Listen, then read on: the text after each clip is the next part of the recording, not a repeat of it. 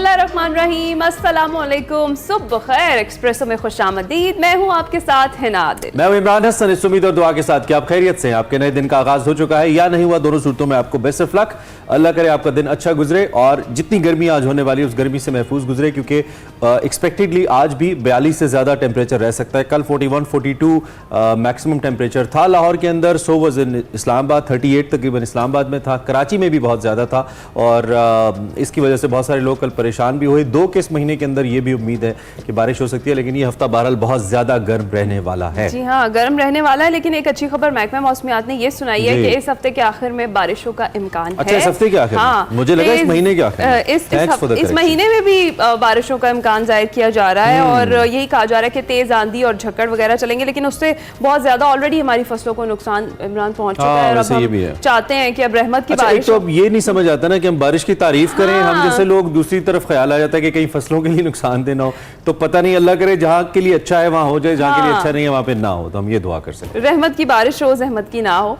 आगे बढ़ते हुए शामिल कर लेते हैं एक और अच्छी खबर है। वो ये है कि मलेशिया में जो 30वीं सुल्तान अजलान शाह कप है, 30वां, उसमें पाकिस्तान जापान के मैदान जो हॉकी मैच था, सनसनीखेज मुकाबले के बाद 1-1 गोल से ड्रॉ हो गया है। और अगर हमें याद रहे तो पिछले दोनों मैचेस पाकिस्तान जीत चुका है। अभी तक नाकाबिले तस्खीर है पाकिस्तान, नाकाबिले शिकस्त कह सकते हैं। तस्खीर तो हो ही जाएगा, एक मैच आज भी होना है, आई थिंक कनाडा के खिलाफ होना है आज मैच। ये जो मैच जिसकी बात हम कर रहे हैं, बड़ा सनसनीखेज, आखिरी लम्हात में एक पेनल्टी कॉर्नर पाकिस्तान को मिला और पाकिस्तान इस पर गोल स्कोर किया और इस तरह मैच ड्रॉ करने में कामयाब हुआ। द बेस्ट पार्ट इज अभी तक 3 मैचेस हम खेले हैं और तीनों में से कोई मैच हम हारे नहीं है। ये मैच हमारा लेवल था, पहले 2 मैच हम जीते थे। मलेशिया का शहर है इपो, यहाँ पे जारी Azlan Shah Sultan Azlan Shah cup है, बहुत कदीमी, बहुत पुराना। पाकिस्तान ने कई बार जीता भी है। पाकिस्तान अपने तीसरे पूल मैच में जापान के खिलाफ आखिरी लम्हात में गोल करने में कामयाब हुआ और यूं ये मैच ड्रॉ हुआ। 59वें मिनट तक 1 गोल के खसारे का सामना पाकिस्तान को रहा इस मैच के। ताहम जब जापान की जानिब से खेल के 33वें मिनट में पेनल्टी कॉर्नर पर ही कीन नागायुशी एक्चुअली एक प्लेयर थे जिन्होंने गोल किया। उसके बाद बिल्कुल लास्ट मोमेंट्स के अंदर पेनल्टी कॉर्नर के जरिए राना वहीद अशरफ ने गोल स्कोर किया और यूं पाकिस्तान शिकस्त से बच गया। फिल वक्त पाकिस्तान पॉइंट्स टेबल में टॉप पे है, वैसे बेहतर औसत की वजह से। जी हाँ, बिल्कुल ऐसा ही है। और जो अगला मैच है वो होने जा रहा है आज कनाडा के खिलाफ, पाकिस्तान वर्सेस कनाडा, और पाकिस्तानी वक्त के मुताबिक 1 बजे दोपहरी मैच खेला जाएगा। दुआ करेंगे। अच्छा, ये पता नहीं कहीं लाइव आ रहा है या नहीं हमारे यहाँ, some sports channel is showing or not. अल्लाह करे दिखा रहा हो तो मजा आएगा, जरूर देखिएगा जी और टीम को सपोर्ट कीजिएगा, बैक कीजिएगा। अच्छा लगता है हमें जब हॉकी को बैक किया जाता है और हॉकी की बात होती है। तो ये तो होगी हॉकी। सलीमुल्लाह से कलीमुल्लाह, कलीमुल्लाह से सलीमुल्लाह एक फेमस टर्मिनोलॉजी है और ये टर्मिनोलॉजी सिर्फ हॉकी में इस्तेमाल नहीं, हमारे लेजेंड्स के लिए सियासत में इस्तेमाल होती है, जब एक का मलबा दूसरे पे और दूसरे का मलबा पहले पे डाला जाता है।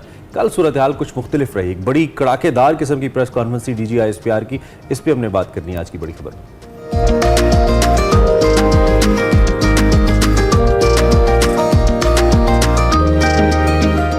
जिस तरह से अभी जिक्र किया इमरान ने, गुज़िश्ता रोज़ तर्जुमान पाक फौज मेजर जनरल अहमद शरीफ की प्रेस कॉन्फ्रेंस थी, जिसमें उन्होंने कई क़यासराइयों और शकूक व शुबहात पर मबनी जो सवालात थे उनके जवाबात दिए। उनमें एक सवाल जो था उसका जवाब देते हुए उन्होंने कहा कि 9 मई फौज नहीं बल्कि पूरे पाकिस्तान के अवाम का मुकदमा है। 9 मई करने और करवाने वालों को आइन के मुताबिक सजा देनी पड़ेगी। DG ISPR की जानिब से ये भी कहा गया कि जुडिशल कमीशन उस पर बनता है जिसके बारे में कोई इब्हाम हो। यहाँ तो सब कुछ वाज़ेह है, सच खुलकर सामने आ गया। तो फॉल्स फ्लैग ऑपरेशन का प्रोपेगेंडा भी किया गया। उन्होंने कहा कि हम 9 मई पर जुडिशल कमीशन के लिए तैयार हैं, लेकिन फिर पूरी तय तक जाएंगे। फिर बात यहाँ तक, वो कहते हैं ना, बात निकलेगी तो फिर दूर तलक जाएगी। सियासी इंतशारी टोले का लफ्ज़ DG ISPR ने इस्तेमाल किया। उन्होंने कहा इनसे कोई बात नहीं हो सकती, इसके लिए सिर्फ एक ही रास्ता है, सिद्क़े दिल से माफ़ी मांगें, नफरत की सियासत छोड़ें और वादा करें कि तामीरी सियासत में हिस्सा लेंगे। ये 3 शर्तें। तर्जुमान पाक फौज मेजर जनरल अहमद शरीफ ने मजीद कहा कि 8 फरवरी को जो 6.5 करोड़ लोगों ने वोट दिया, मखसूस पार्टी को वो कुल वोटों के सिर्फ 31% उनको वोट मिले, बाकी 70% वोट उनके बयानियों को नहीं मिला। इसके साथ साथ उन्होंने कहा कि हमें यकीन है कि इस मिलने वाले वोट का मकसद भी ये नहीं है कि वोट 9 मई के हक में हो या 9 मई जैसे इकदामात की तायीद करे। इलेक्शन में फौज की सियासी मुदाखलत का कोई सबूत है तो मुतल्लका आईनी इदारे मौजूद हैं। उन्होंने कहा जी सामने रखे अगर कोई सबूत है। एक सवाल के जवाब में तर्जुमान पाक फौज ने मजीद, वैसे एक बात है यहाँ पे कि कल जो सवालात हुए वो भी बड़े क्लियर कट थे, क्वाइट स्ट्रेट, बिकॉज मैंने अटेंड किए कुछ प्रेस कॉन्फ्रेंसेस डीजी आईएसपीआर की, कल बड़े स्ट्रेट अच्छे क्वेश्चंस थे जिसमें मामलात इबहम की जानिब नहीं गए। तो उन्होंने कहा जी कि ये जो गुफ्तगू या मुज़ाकरात हैं या ये फौज या इदारों को नहीं बल्कि सियासी पार्टियों को ज़ेब देते हैं, इस पर हम क्या बात करें। तो एक तो ये कि गुफ्तगू किस जानिब रेफर करिए, इस पर बात करेंगे, और इसके साथ साथ जो गवर्नर केपीके की तैनाती है और एमक्यूएम का पीपल्स पार्टी के साथ हाथ मिलाना है, क्या ये हुकूमत के लिए कोई मुश्किलात पैदा कर सकता है, इस पर भी हमने बात करनी है। और दूसरी जानिब आज ये जो गंदम वगैरह का मामला है उसके ऊपर भी कोई क्रिटिकल डिसीजन हो सकता है फ्रॉम द कैबिनेट, और prime minister we have heard के बड़े कंसर्न है, नवाज शरीफ साहब बड़े कंसर्न है, वो भी ये चाहते हैं कि इस पे कोई ना कोई फैसला कुन किस्म के इक़दामात होने चाहिए। इसी पे हमने बात करनी है। जी हाँ, बात करने के लिए आमिर सराना साहब सीनियर चार हमारे साथ मौजूद हैं। अस्सलाम वालेकुम आमिर साहब, सुबह खैर। जी वालेकुम अस्सलाम। अच्छा आमिर साहब, कल की अगर डीजीआईएसपीआर की प्रेस कॉन्फ्रेंस की बात करें तो 9 मई के वाक़यात पर जिस तरह से बारहा पाकिस्तान तहरीक-ए-इंसाफ जुडिशल कमीशन का मुतालबा करती आ रही है, लेकिन कल डीजीआईएसपीआर की प्रेस कॉन्फ्रेंस में काफ़ी ओपन रिस्पॉन्स था उनका। उन्होंने कहा कि जुडिशल कमीशन तो उन मामलात पर बनता है जिन पर इबाहम हो। फिर उनकी जानिब से जिक्र किया गया 2014 के धरने का, 2016 के धरने में केपी रिसोर्स इस्तेमाल करने की भी बात हुई, पीटीआई के आईएमएफ को खत लिखने की भी बात की गई। तो जुडिशल कमीशन का क़याम आपके ख्याल में कितना ज़रूरी है? आपको क्या लगता है कि हुकूमत भी जुडिशल इंक्वायरी कराने की हामी भरेगी? ये जवाब दो तरह से था। उन्होंने कहा अब हम हो तो जुडिशल कमीशन बनता है, तो एक तो उन्होंने 9 मई के लिए जुडिशल कमीशन मुस्तरद कर दिया।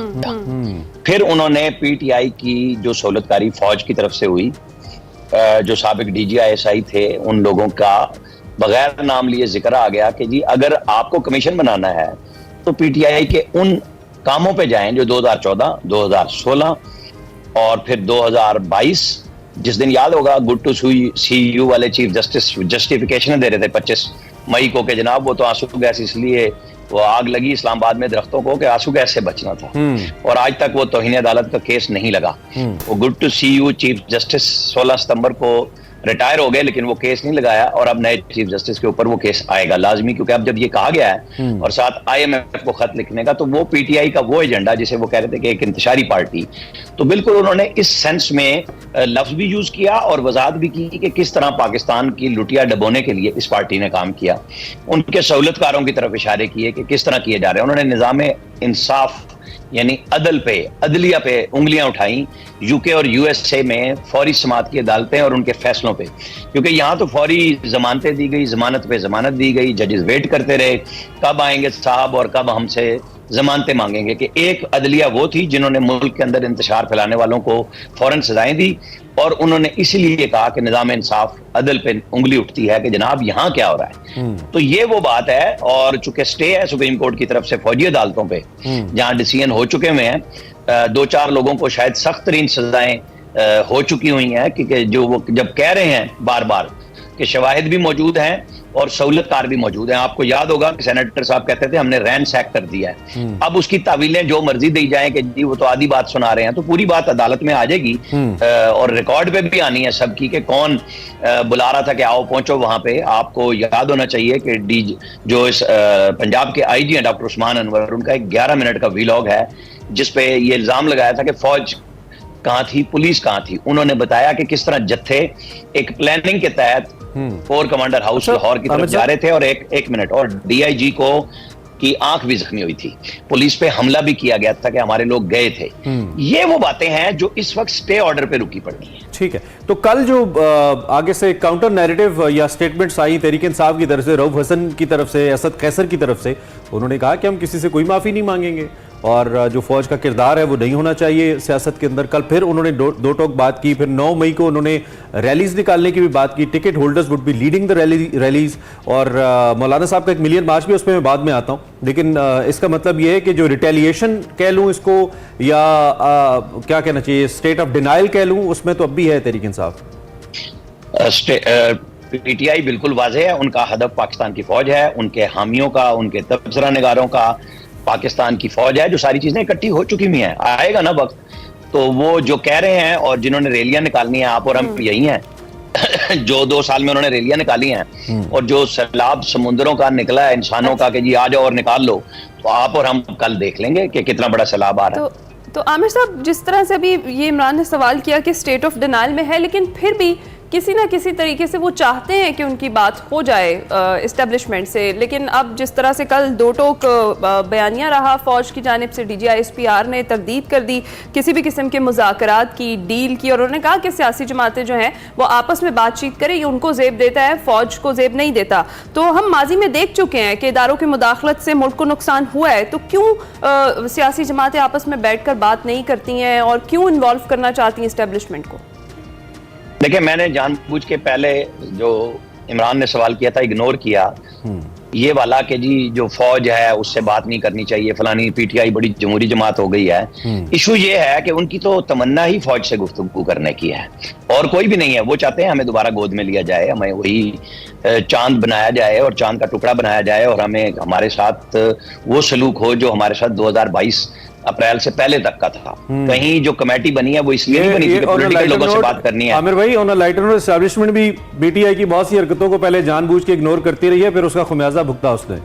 तो उन्होंने तो बता दिया कि जनाब जो 2014 से लेके उन्होंने 2014 से लेके आज तक जो कुछ किया है उसको मैं नहीं चाह रहा था कि इस पे बात हो, लेकिन चूंकि दोबारा सवाल आया तो मैं आपको बता रहा हूं कि उनकी मोहब्बत अब भी वही है कि हमसे बात की जाए। और इन चोर और डाकू जो उनको मंत्रा पढ़ाया गया और मिल के पढ़ा के, बहुत सारे साफियों से मेरी गुफ्तगू होती है जिनको सीक्रेट ऑफिस में बुला के कागज दिए जाते थे, जो आज कहते हैं कि हमें क्यों देते थे। भाई साफी वही है जो कागज लेके, एक सेकंड, जब कागज मिल जाता है तो आपका काम है कि उस कागज को वेरीफाई करें कि वो आपके लिए पढ़ा गया स्क्रिप्ट है और आप उसे साबित करके कर रहे हैं। तो आज वो लोग सारे फंसे हुए हैं।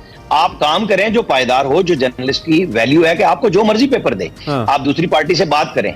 ये जो अब सारे के सारे PTI के लोग कह रहे हैं, गुफ्तगू कर रहे हैं, तो जो बात फौज की तरफ से कही गई है कि आप सियासी जमातों से बात करें, तो सियासी जमातों में आसिफ जरदारी हो, शहबाज शरीफ हो, किसी ने इनकार नहीं किया कि आप बात करें, हम तैयार हैं। उस वक्त उन्होंने कहा कि आप चोर हैं, आप डकैत हैं, वो सारे बरी हो गए।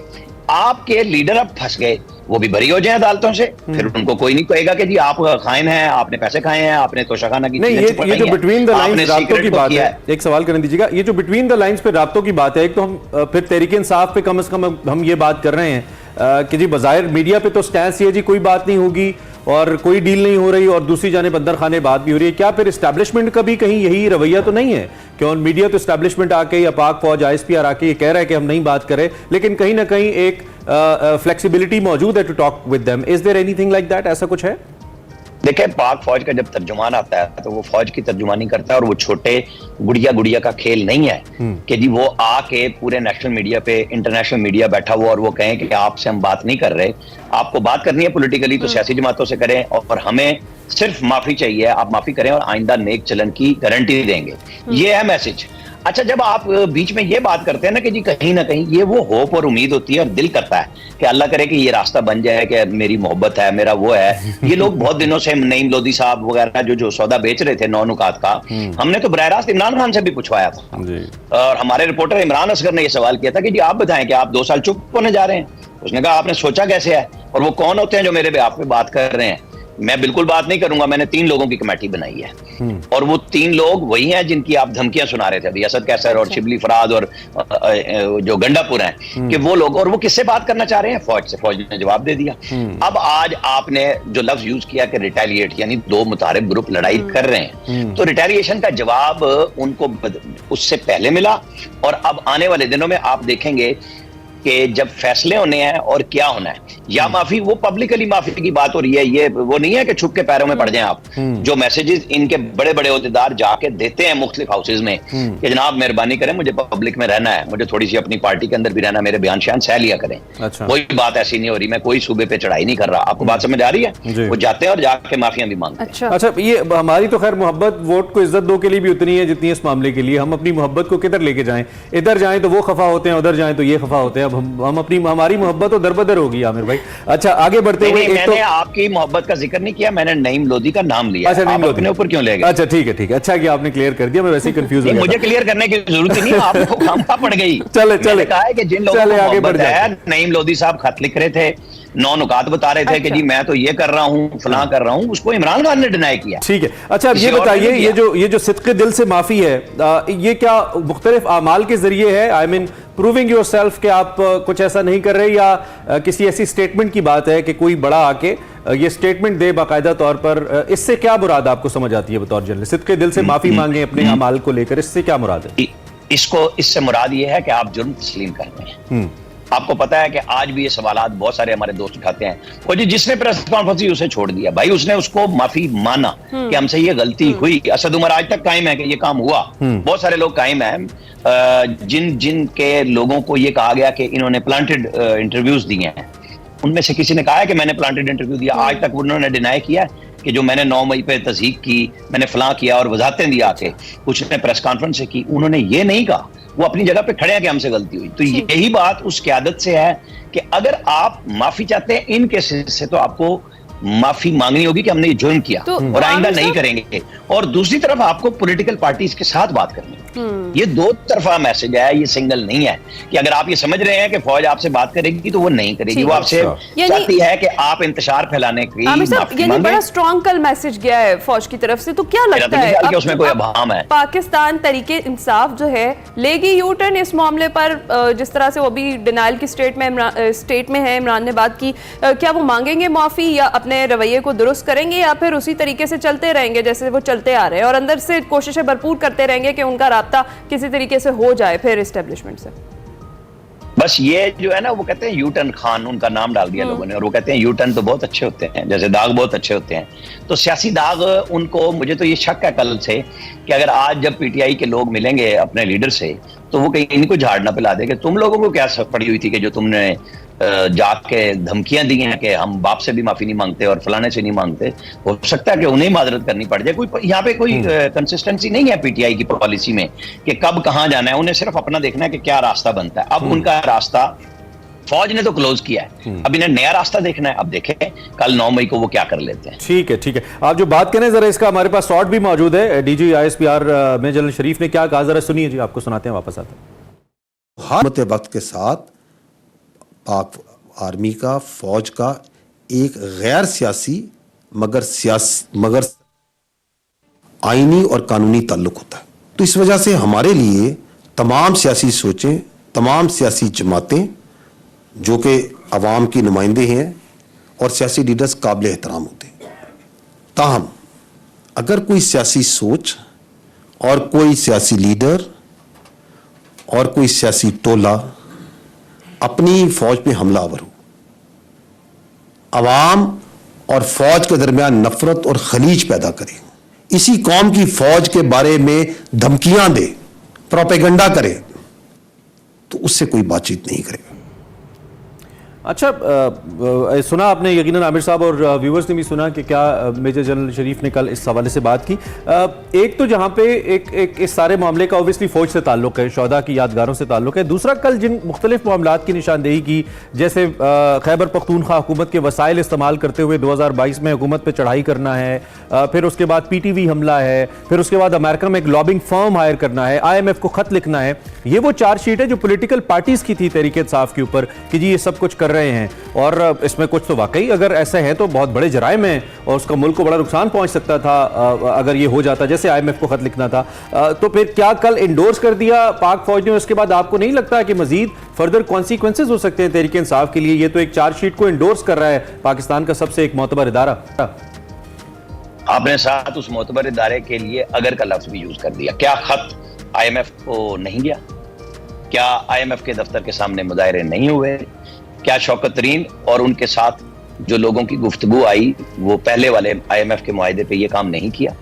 तो अगर का कहां से आ गए? ये तो काम वो ऑन करते हैं। कोई कानूनी चाराजोई नहीं हुई ना इस पे? हम नहीं, बात वो नहीं है। आपका वो यही बात कह रहे हैं कि जिस पे बात होती थी कि फौज जी अपने पिछलों को भी संभाल के रखती है, तो उन्होंने तो सबके कच्चे चट्टे खुद ही खोल दिए, बता दिया कि फौज आज वो फौज नहीं है कि जनाब जो जराइम हो चुके हैं उनको आप प्रोटेक्ट करें। अब आएगी हुकूमत वक्त पे जिम्मेदारी आइंदा के क्या PTI का लाहे अमल। कल देख लेना 9 मई को कि वो क्या करते हैं। वो भी ये देखेंगे कि हम कितनी बड़ी तादाद में लोगों को निकाल लेते हैं। वो कौन सा इनकलाब है जो पिछले साल 9 मई को नहीं आया और वो पूरा मन एहतजाज हुआ। तो हमेशा यही कहते हैं जब आंसू गैस इस्लामाबाद में चली है, और वो क्यों चली? जब वो जाना चाह रहे थे D चौक से भी आगे पार्लियामेंट की तरफ, वहां पे जब कंटेनर रखे हुए थे तो रोका गया। तो वो मेरा ख्याल है कि वो बिल्कुल पुरअमन थे सारे लोग, है ना, पत्थर भी नहीं थे, कुछ भी नहीं था, और ना वो क्रॉस करना चाह रहे थे।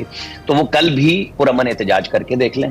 उनको जो लाखों करोड़ों लोग निकलेंगे, आप और हम दिखाएंगे। अब मैं छुपा लूं, आप छुपा लें, तो सोशल मीडिया दिखाएगा कि कहां पे कितनी बड़ी रैली थी। उसके बाद पीटीआई देखेगी कि हम कहां खड़े हैं। 8 फरवरी के बाद जो नया वलवला उनके जहन में आया है, कल हम और आपको देखना चाहिए कि जो पाकिस्तानी जमहूर है वो कहां खड़ी होगी, पाकिस्तानी इदारे कहां खड़े होंगे। उसके बाद मेरा ख्याल है नए rules of the game set हो जाएंगे। अच्छा, ओके, सही है। तो आमिर साहब, एक और भी मामला चल रहा है वो मौलाना साहब का, कि गवर्नर केपी की तैनाती के बाद से जो हुकूमत का आखिरी राब्ता था मौलाना के साथ, या जो भी कांटेक्ट था, वो कट गया। अब मौलाना हुकूमत को टफ टाइम देने के लिए अपने तौर पर तो तैयार हैं, क्या हुकूमत मौलाना को मना पाएगी? देखिए, मौलाना फजलुर रहमान ने जिस तरीके से पीटीआई को खुशामदीद कहा, जब असद कैसर साहब एक चंद माह पहले गए थे और फिर अब तवातुर से जा रहे हैं, और कल भी उन्होंने ये कहा कि देखें, अगर वो रुजू कर रहे हैं और ठीक होना चाहते हैं तो हमें चंद फिक्रों से लड़ना नहीं चाहिए। उनकी मुराद थी जो वजीर आला गंडापुर चुके। अब जो आपने गवर्नर का नाम लिया वो भी डीआई खान से, मौलाना फजलुर रहमान भी डीआई खान से, और सीएम भी, और तीनों एक ही हल्के से। तो लड़ाई सियासी भी है, जाती भी है।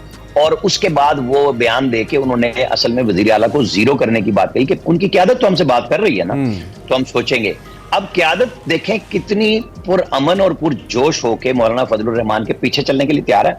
आसिफ अली जरदारी और नवाज शरीफ ने पीडीएम बनाई और मौलाना को आगे कर दिया। अभी तक पीटीआई इसमें कामयाब नहीं हुई। मौलाना जो 9 मई को पेशावर में मार्च कर रहे हैं वो उनका अपना मार्च है, उसमें पीटीआई शामिल नहीं है। पीटीआई पेशावर में हुकूमत के वसाइल के साथ क्या करेगी वो आप और हम देखेंगे। वो पंजाब में, बलोचिस्तान में, सिंध में वो क्या करेंगे हम वो भी देखेंगे। इसके बाद मैं आपको कह रहा हूं, मेरा ख्याल है 9 मई पे उनकी बहुत कुछ मुनसिर है। लेकिन जो आमिर साहब एक सिंबॉलिक वैल्यू 9 मई की है, मौलाना साहब ने ठीक किया ये दिन चूज करके फॉर हिज पॉलिटिकल मिलियन मार्च, या कहीं ना कहीं सिग्नलिंग एक मकसद है, अगरचे के कल उन्होंने डिनाई किया हामिद मीर के प्रोग्राम में कि ऐसा कुछ नहीं है। देखें, जब वो कह रहे हैं और या वो ना कह रहे हो, वो सियासी जमात है। वो मौलाना फजलुर रहमान ने जब ये इमरान खान साहब पे भूत सवार था कि मौलाना डीजल है, फलाना है, और रोज नैब के नोटिस देते थे, तो जब नोटिस गया तो उन्होंने हाथ के इशारे से ऐसे कहा ये मैं फाड़ के फेंक दूंगा।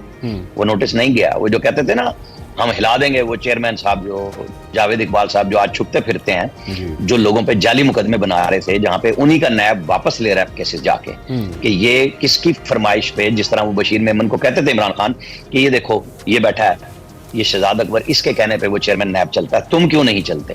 ठीक। तो ये मौलाना फजलुर रहमान की अपनी सियासत है, उनको पता है, वो बड़ी नाप तोल के बात करते हैं। उन्होंने इमरान खान को ये नहीं किया कि वो इमरान खान के हाथों में खेलने चले गए हैं। वो बागडोर अपने हाथ में लेना चाह रहे हैं कि हुजूर पहले तो तस्लीम करो ना मेरी क़यादत, आओ बैठो, कोई एहतमाम करो, फिर बातचीत होगी। और मौलाना फजलुर रहमान ने कभी किसी से, जो बात मैंने कही कि पीटीआई से अगर वो बैठ सकते हैं तो उन्होंने डोर नहीं बंद किए।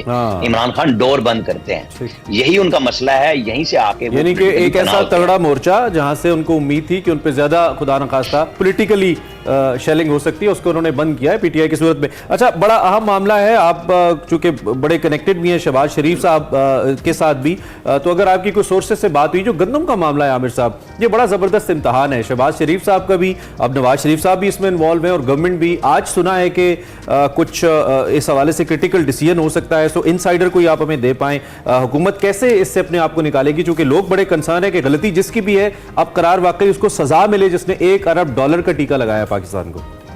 मैं आपको इसके ऊपर ना थोड़ा सा टाइम तफसील से दीजिएगा। मैं आपको खबर ये दूं कि जो सारा सौदा बेचा जा रहा है वही बेचा जा रहा है कि पंजाब की निगरान हुकूमत ने ये गंदम दरामद कराई। पंजाब के चीफ सेक्रेटरी जाहिद जवान अख्तर, उन्होंने खत लिखे कि हमें गंदम नहीं चाहिए। 1 मिलियन टन का टीसीपी ने टेंडर दिया, उन्होंने वो वापस कराया। कामरान अली अफजल जो इंक्वायरी कर रहे हैं सेक्रेटरी कैबिनेट, उनको फोन करके ये उस वक्त कहा कि हमारे पास वाफिर गंदम है, आप कैसे ले रहे हैं। वो टेंडर कैंसिल हुआ। इसके बावजूद 3.5 मिलियन टन जो है वो ये आ गई गंदम। नवंबर में जब पाकिस्तान में, पंजाब में शॉर्टेज होती है, और पंजाब में शॉर्टेज होती है तो पाकिस्तान में शॉर्टेज होती है, इसी चीफ सेक्रेटरी ने ऑर्डर किए कि आपके पास जितनी वाफिर गंदम मौजूद है निकाल दें, लोगों को दे दें, फ्लोर मिलों को दे दें। पता ये चला ये तो इम्पोर्ट हो चुकी है।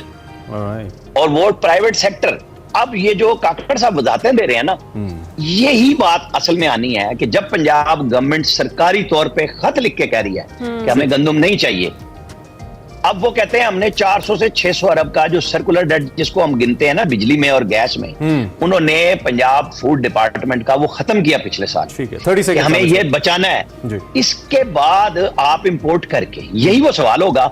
उसमें ना शहबाज शरीफ की गवर्नमेंट का कोई इशू है, निगरान गवर्नमेंट, निगरान वजारतें कौन था, क्योंकि ये गुफ्तगू बहुत करते हैं काकड़ साहब, इन्हें गवर्नेंस का पता नहीं है, लेक्चर देना और बात है।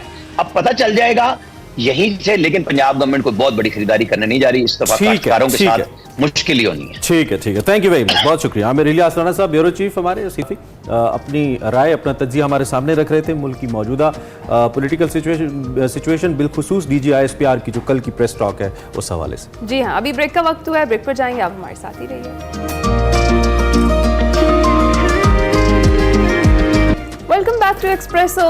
आपकी अब मुलाकात करवा देते हैं CSF इम्तिहान में नताइज का ऐलान हुआ है और जो टॉपर हैं वो हमारे साथ ही मौजूद हैं। 2023 को 6 दिन कबल इसका ऐलान हुआ नताइज का, जिसमें उम्मीदवारों की कामयाबी की शरह 2.96% रही। टॉप करने वाले पहले 12 उम्मीदवारों ने पाकिस्तान एडमिनिस्ट्रेटिव सर्विस का इंतखाब कर लिया और 13,008 उम्मीदवार थे जिन्होंने तहरीरी इम्तिहान में हिस्सा लिया था और सिर्फ 401 उम्मीदवार इस तहरीरी इम्तिहान को पास कर सके। आदिल रियाज पहली पोजीशन, शहरबानो दूसरी, उकाशा ब्रार राना ने तीसरी पोजीशन इसमें हासिल की। आदिल रियाज गोंदल का ताल्लुक मंडी बहाउद्दीन से है और PMS के तहत बतौर AC सियालकोट अपनी खिदमात भी सर अंजाम दे रहे हैं। मजीद उन्हीं से बात कर क्या बात है। वैसे ना आपको ये 2.96 पे हैरत नहीं हुई? बड़ा बहुत ज्यादा ये आई मीन सच 13,008 लोगों में से 401 लोग, एक तरफ ये उन लोगों को ट्रिब्यूट है जो लोग इसमें कामयाब हुए कि यार आप कितने एक्सीलेंट हैं कि आप इसमें कामयाब हुए, लेकिन एक लम्हा फिक्रिया भी है कि 13,000 में से 400 लोग कामयाब हो रहे हैं। ये भी एक बड़ा सीरियस सवाल है, बल इस पे बात नहीं करेंगे। फिल वक्त हम एक अचीवर हमारे साथ मौजूद हैं, माशाल्लाह ऑलरेडी अच्छे सक्सेसफुल करियर के साथ जा रहे थे। उन्होंने कहा जरा एक और पर लगाया जाए अपनी इस कैटेगरी के अंदर, और आदिल रियाज गोंदल साहब हैज बीन द टॉपर, और कैसे हो सकता है कि वो हमारे शो में ना आए। Thank you very much Adil Riaz Gondal for being with us on Expresso. आप कैसे हैं, ठीक ठाक हैं? अल्हम्दुलिल्लाह सर, बिल्कुल ठीक ठाक। Thank you very much for inviting me, it's an honour to be here. आपका बहुत शुक्रिया, आप तशरीफ़ लाए। एक तो ये कि आपके वैसे ही इलाके के बहुत सारे ऐसे लोग हैं माशाल्लाह जो बहुत सारी डिफरेंट फील्ड्स के अंदर बहुत अच्छा कर रहे हैं, और आप भी ओबियसली अब उनमें से एक हैं। सबसे पहले तो हमें वो फार्मूला बताइए। लोग तो एकेडमीज़ में जाते हैं, इतनी ट्रेनिंग्स करते हैं, पढ़ते भी बहुत ज़्यादा हैं CSS करने के लिए, वो बेचारे क्लियर भी नहीं कर पाते। ऐसा क्या फार्मूला आदिल साहब के हाथ में आ गया कि माशाल्लाह क्लियर करना तो दरकिनार, टॉप कर गए आप? सर फार्मूला बड़ा सिंपल है और इसको फॉलो करना भी बड़ा आसान है, लेकिन ये ऐसा फार्मूला है जिसका सबको पता भी है, उसके बावजूद फॉलो भी नहीं करते। अच्छा, और फार्मूला सिर्फ यही है कि आपने पेशेंट रहना है, आपने परसिस्टेंट रहना है, और आपने हमेशा प्रैक्टिस करते रहना है, because practice makes a man perfect. और आपके अंदर अगर ये 3 क्वालिटीज़ पाई जाती है तो मेरे ख्याल से कोई भी कॉम्पिटिटिव एग्ज़ाम जो है वो आप क्लियर कर सकते हैं। अच्छा, तो आदिल साहब आपको क्या लगता है, आपकी अचीवमेंट तो माशाल्लाह एक साइड पर हम रखते हैं, जो अभी इमरान ने जिक्र किया है कि 2.96 रहा सिर्फ उम्मीदवारों की कामयाबी का जो परसेंटेज है। 13,008 उम्मीदवारों में से सिर्फ 401 जो है वो रिटन एग्ज़ाम को क्लियर कर सके हैं। क्या वजह रही इसकी, और आपको क्या लगता है कि क्या तैयारी, जिस तरीके से आपने कहा कि परसिस्टेंट रहें, और जो कुछ एकेडमीज़ हैं इस तरीके से तैयारी नहीं करवा पाती हैं स्टूडेंट्स को, या वो खुद अपने आप से उस तरह से प्रिपेयर्ड नहीं होते? बेसिकली एक तो ये है कि कॉम्पिटिटिव एग्ज़ाम है तो इसको कंपेयर करना on the basis of passing ratio मेरे ख्याल से ज़्यादा होगी।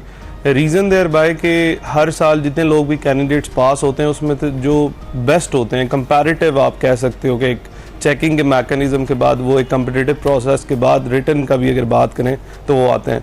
ठीक है, एक बेयर मिनिमम उन्होंने क्राइटेरिया ज़रूर रखा हुआ है कि फॉर एग्जांपल इतना स्कोर होगा तो आप रिटर्न क्लियर करेंगे, बट आप अगर उसको एक आम एग्जामिनेशन के साथ कंपेयर करेंगे तो फिर वो थोड़ी सी ज़ाती हो जाएगी। अदरवाइज जो लोग फेल हो रहे हैं उसमें काफ़ी रीजंस हो सकती हैं, कुछ की मे बी द कम्पिटिटिवनेस जो है इस एग्ज़ाम की वो रीज़न हो सकती है, कुछ लोग उस तरह तैयारी नहीं करते। लेकिन मेरे ख्याल से एग्ज़ाम की नोयत कम्प्लीटली डिफरेंट है कि आप एक जनरल, जब आप यूनिवर्सिटी एग्ज़ाम की बात करते हैं या बोर्ड एग्ज़ाम्स की बात करते हैं, इसकी नोयत कम्प्लीटली डिफरेंट है। तो मेरे ख्याल से पासिंग रेशो कम होना ही इसकी सबसे बड़ी खूबसूरती है। ओके अच्छा, अगले मेरे सवाल के दो हिस्से हैं और मैं चाहता हूं कि आप दोनों के जवाब दें। पहले तो ये कि आपकी जो असिस्टेंट कमिश्नरशिप है इसने कितना किया आपको to be the topper, number 1। Number 2 ये कि सारे लोग इम्तहानात तो दे रहे हैं, लेकिन दूसरी जानिब इस वक्त जो सूरत हाल है उसको देखते हुए एक स्केप भी है कि इस तरफ हम निकल जाएं और ये कर लें। तो डू यू थिंक कि ये स्केप लोगों को हेल्प आउट करता है या नहीं? वो डिवोशन आपको चाहिए ही होती है, चूंकि कहीं ना कहीं आपकी इस कामयाबी में हमें एक सबक ये भी मिलता है कि आप ऑलरेडी एक सक्सेसफुल करियर में थे, लेकिन आपने कुछ और ऑप्ट किया और मुश्किल ऑप्ट किया और उसको अचीव किया। तो हमारे लिए एक लेसन भी इसके अंदर मौजूद है। सो दोनों का जवाब दीजिएगा। सर बेसिकली मैं अभी असिस्टेंट कमिश्नर यूटी यानी कि अंडर ट्रेनिंग सियालकोट हूँ। Alright. और मैंने लास्ट ईयर 2021 के अंदर प्रोविंशियल मैनेजमेंट सर्विसेज का, जिसको आप पीएमएस कहते हैं, वो इम्तिहान पास किया था और उसकी वजह से मैं एलोकेट हुआ। सो मेरी ट्रेनिंग चल रही थी और अभी ट्रेनिंग का ही एक फेज होता है जिसमें आप एज अंडर ट्रेनिंग फील्ड में जाते हो एज एन असिस्टेंट कमिश्नर। तो अभी मेरा वो फेज चल रहा है, तो कम्प्लीटली मेरे पास चार्ज नहीं है असिस्टेंट कमिश्नर का। चलें, ये थोड़ी सी क्लैरिटी हो गई क्योंकि कल भी काफी लोग पूछ रहे थे कि सर ठीक। हाँ, सो सेकंड सर फिर ये है कि उस चीज़ ने इतना ज़रूर हेल्प आउट किया कि मुझे ऑलरेडी एक्सपीरियंस हो रहा था आहिस्ता आहिस्ता, बट ये जो मैंने एग्ज़ाम दिए थे ये उनसे पहले के थे। फॉर एग्जांपल जो रिटन एग्ज़ाम मैं दे चुका था, अच्छा। ये फरवरी में हुए थे 2023 में, और मेरी जो ट्रेनिंग स्टार्ट हुई थी वो बाद में हुई थी। इवन द लिस्ट, जो फाइनल एलोकेशन लिस्ट थी पीएमएस की, वो भी बाद में आई थी। So yes, in interview phase it has help me a lot in the sense कि मुझे अब पता था कि फील्ड कैसे हो रही है, फील्ड में क्या काम होता है, किस तरह चलता है। बट येट जो आपका इंटरव्यू पैनल है उसकी एक्सपेक्टेशंस आपसे कंपैरेटिव एडवांटेज में ज़्यादा हो जाती है कि यार एक बंदा जिसके पास फील्ड एक्सपीरियंस नहीं है वो तो एक थोड़ा बहुत फ्लंक्ड है, वो थोड़ी बहुत इस तरह की बात कर सकता है, उसके पास लिवरेज होता है, लेकिन जैसे मैं था मेरे पास लिवरेज नहीं था। सेकेंड जो आपका क्वेश्चन था कि why I chose to go for this rather than opting for an escape, तो उसकी रीज़न ये है कि मैंने फ्रॉम द डे वन, मेरी वालदा जो हैं वो एक रिटायर्ड टीचर हैं, मेरे वालिद साहब लॉयर हैं। तो उन्होंने हमेशा मुझे एक बात बताई है कि नो मैटर व्हाट, आपने रहना पाकिस्तान में, so you have to opt for the best in Pakistan.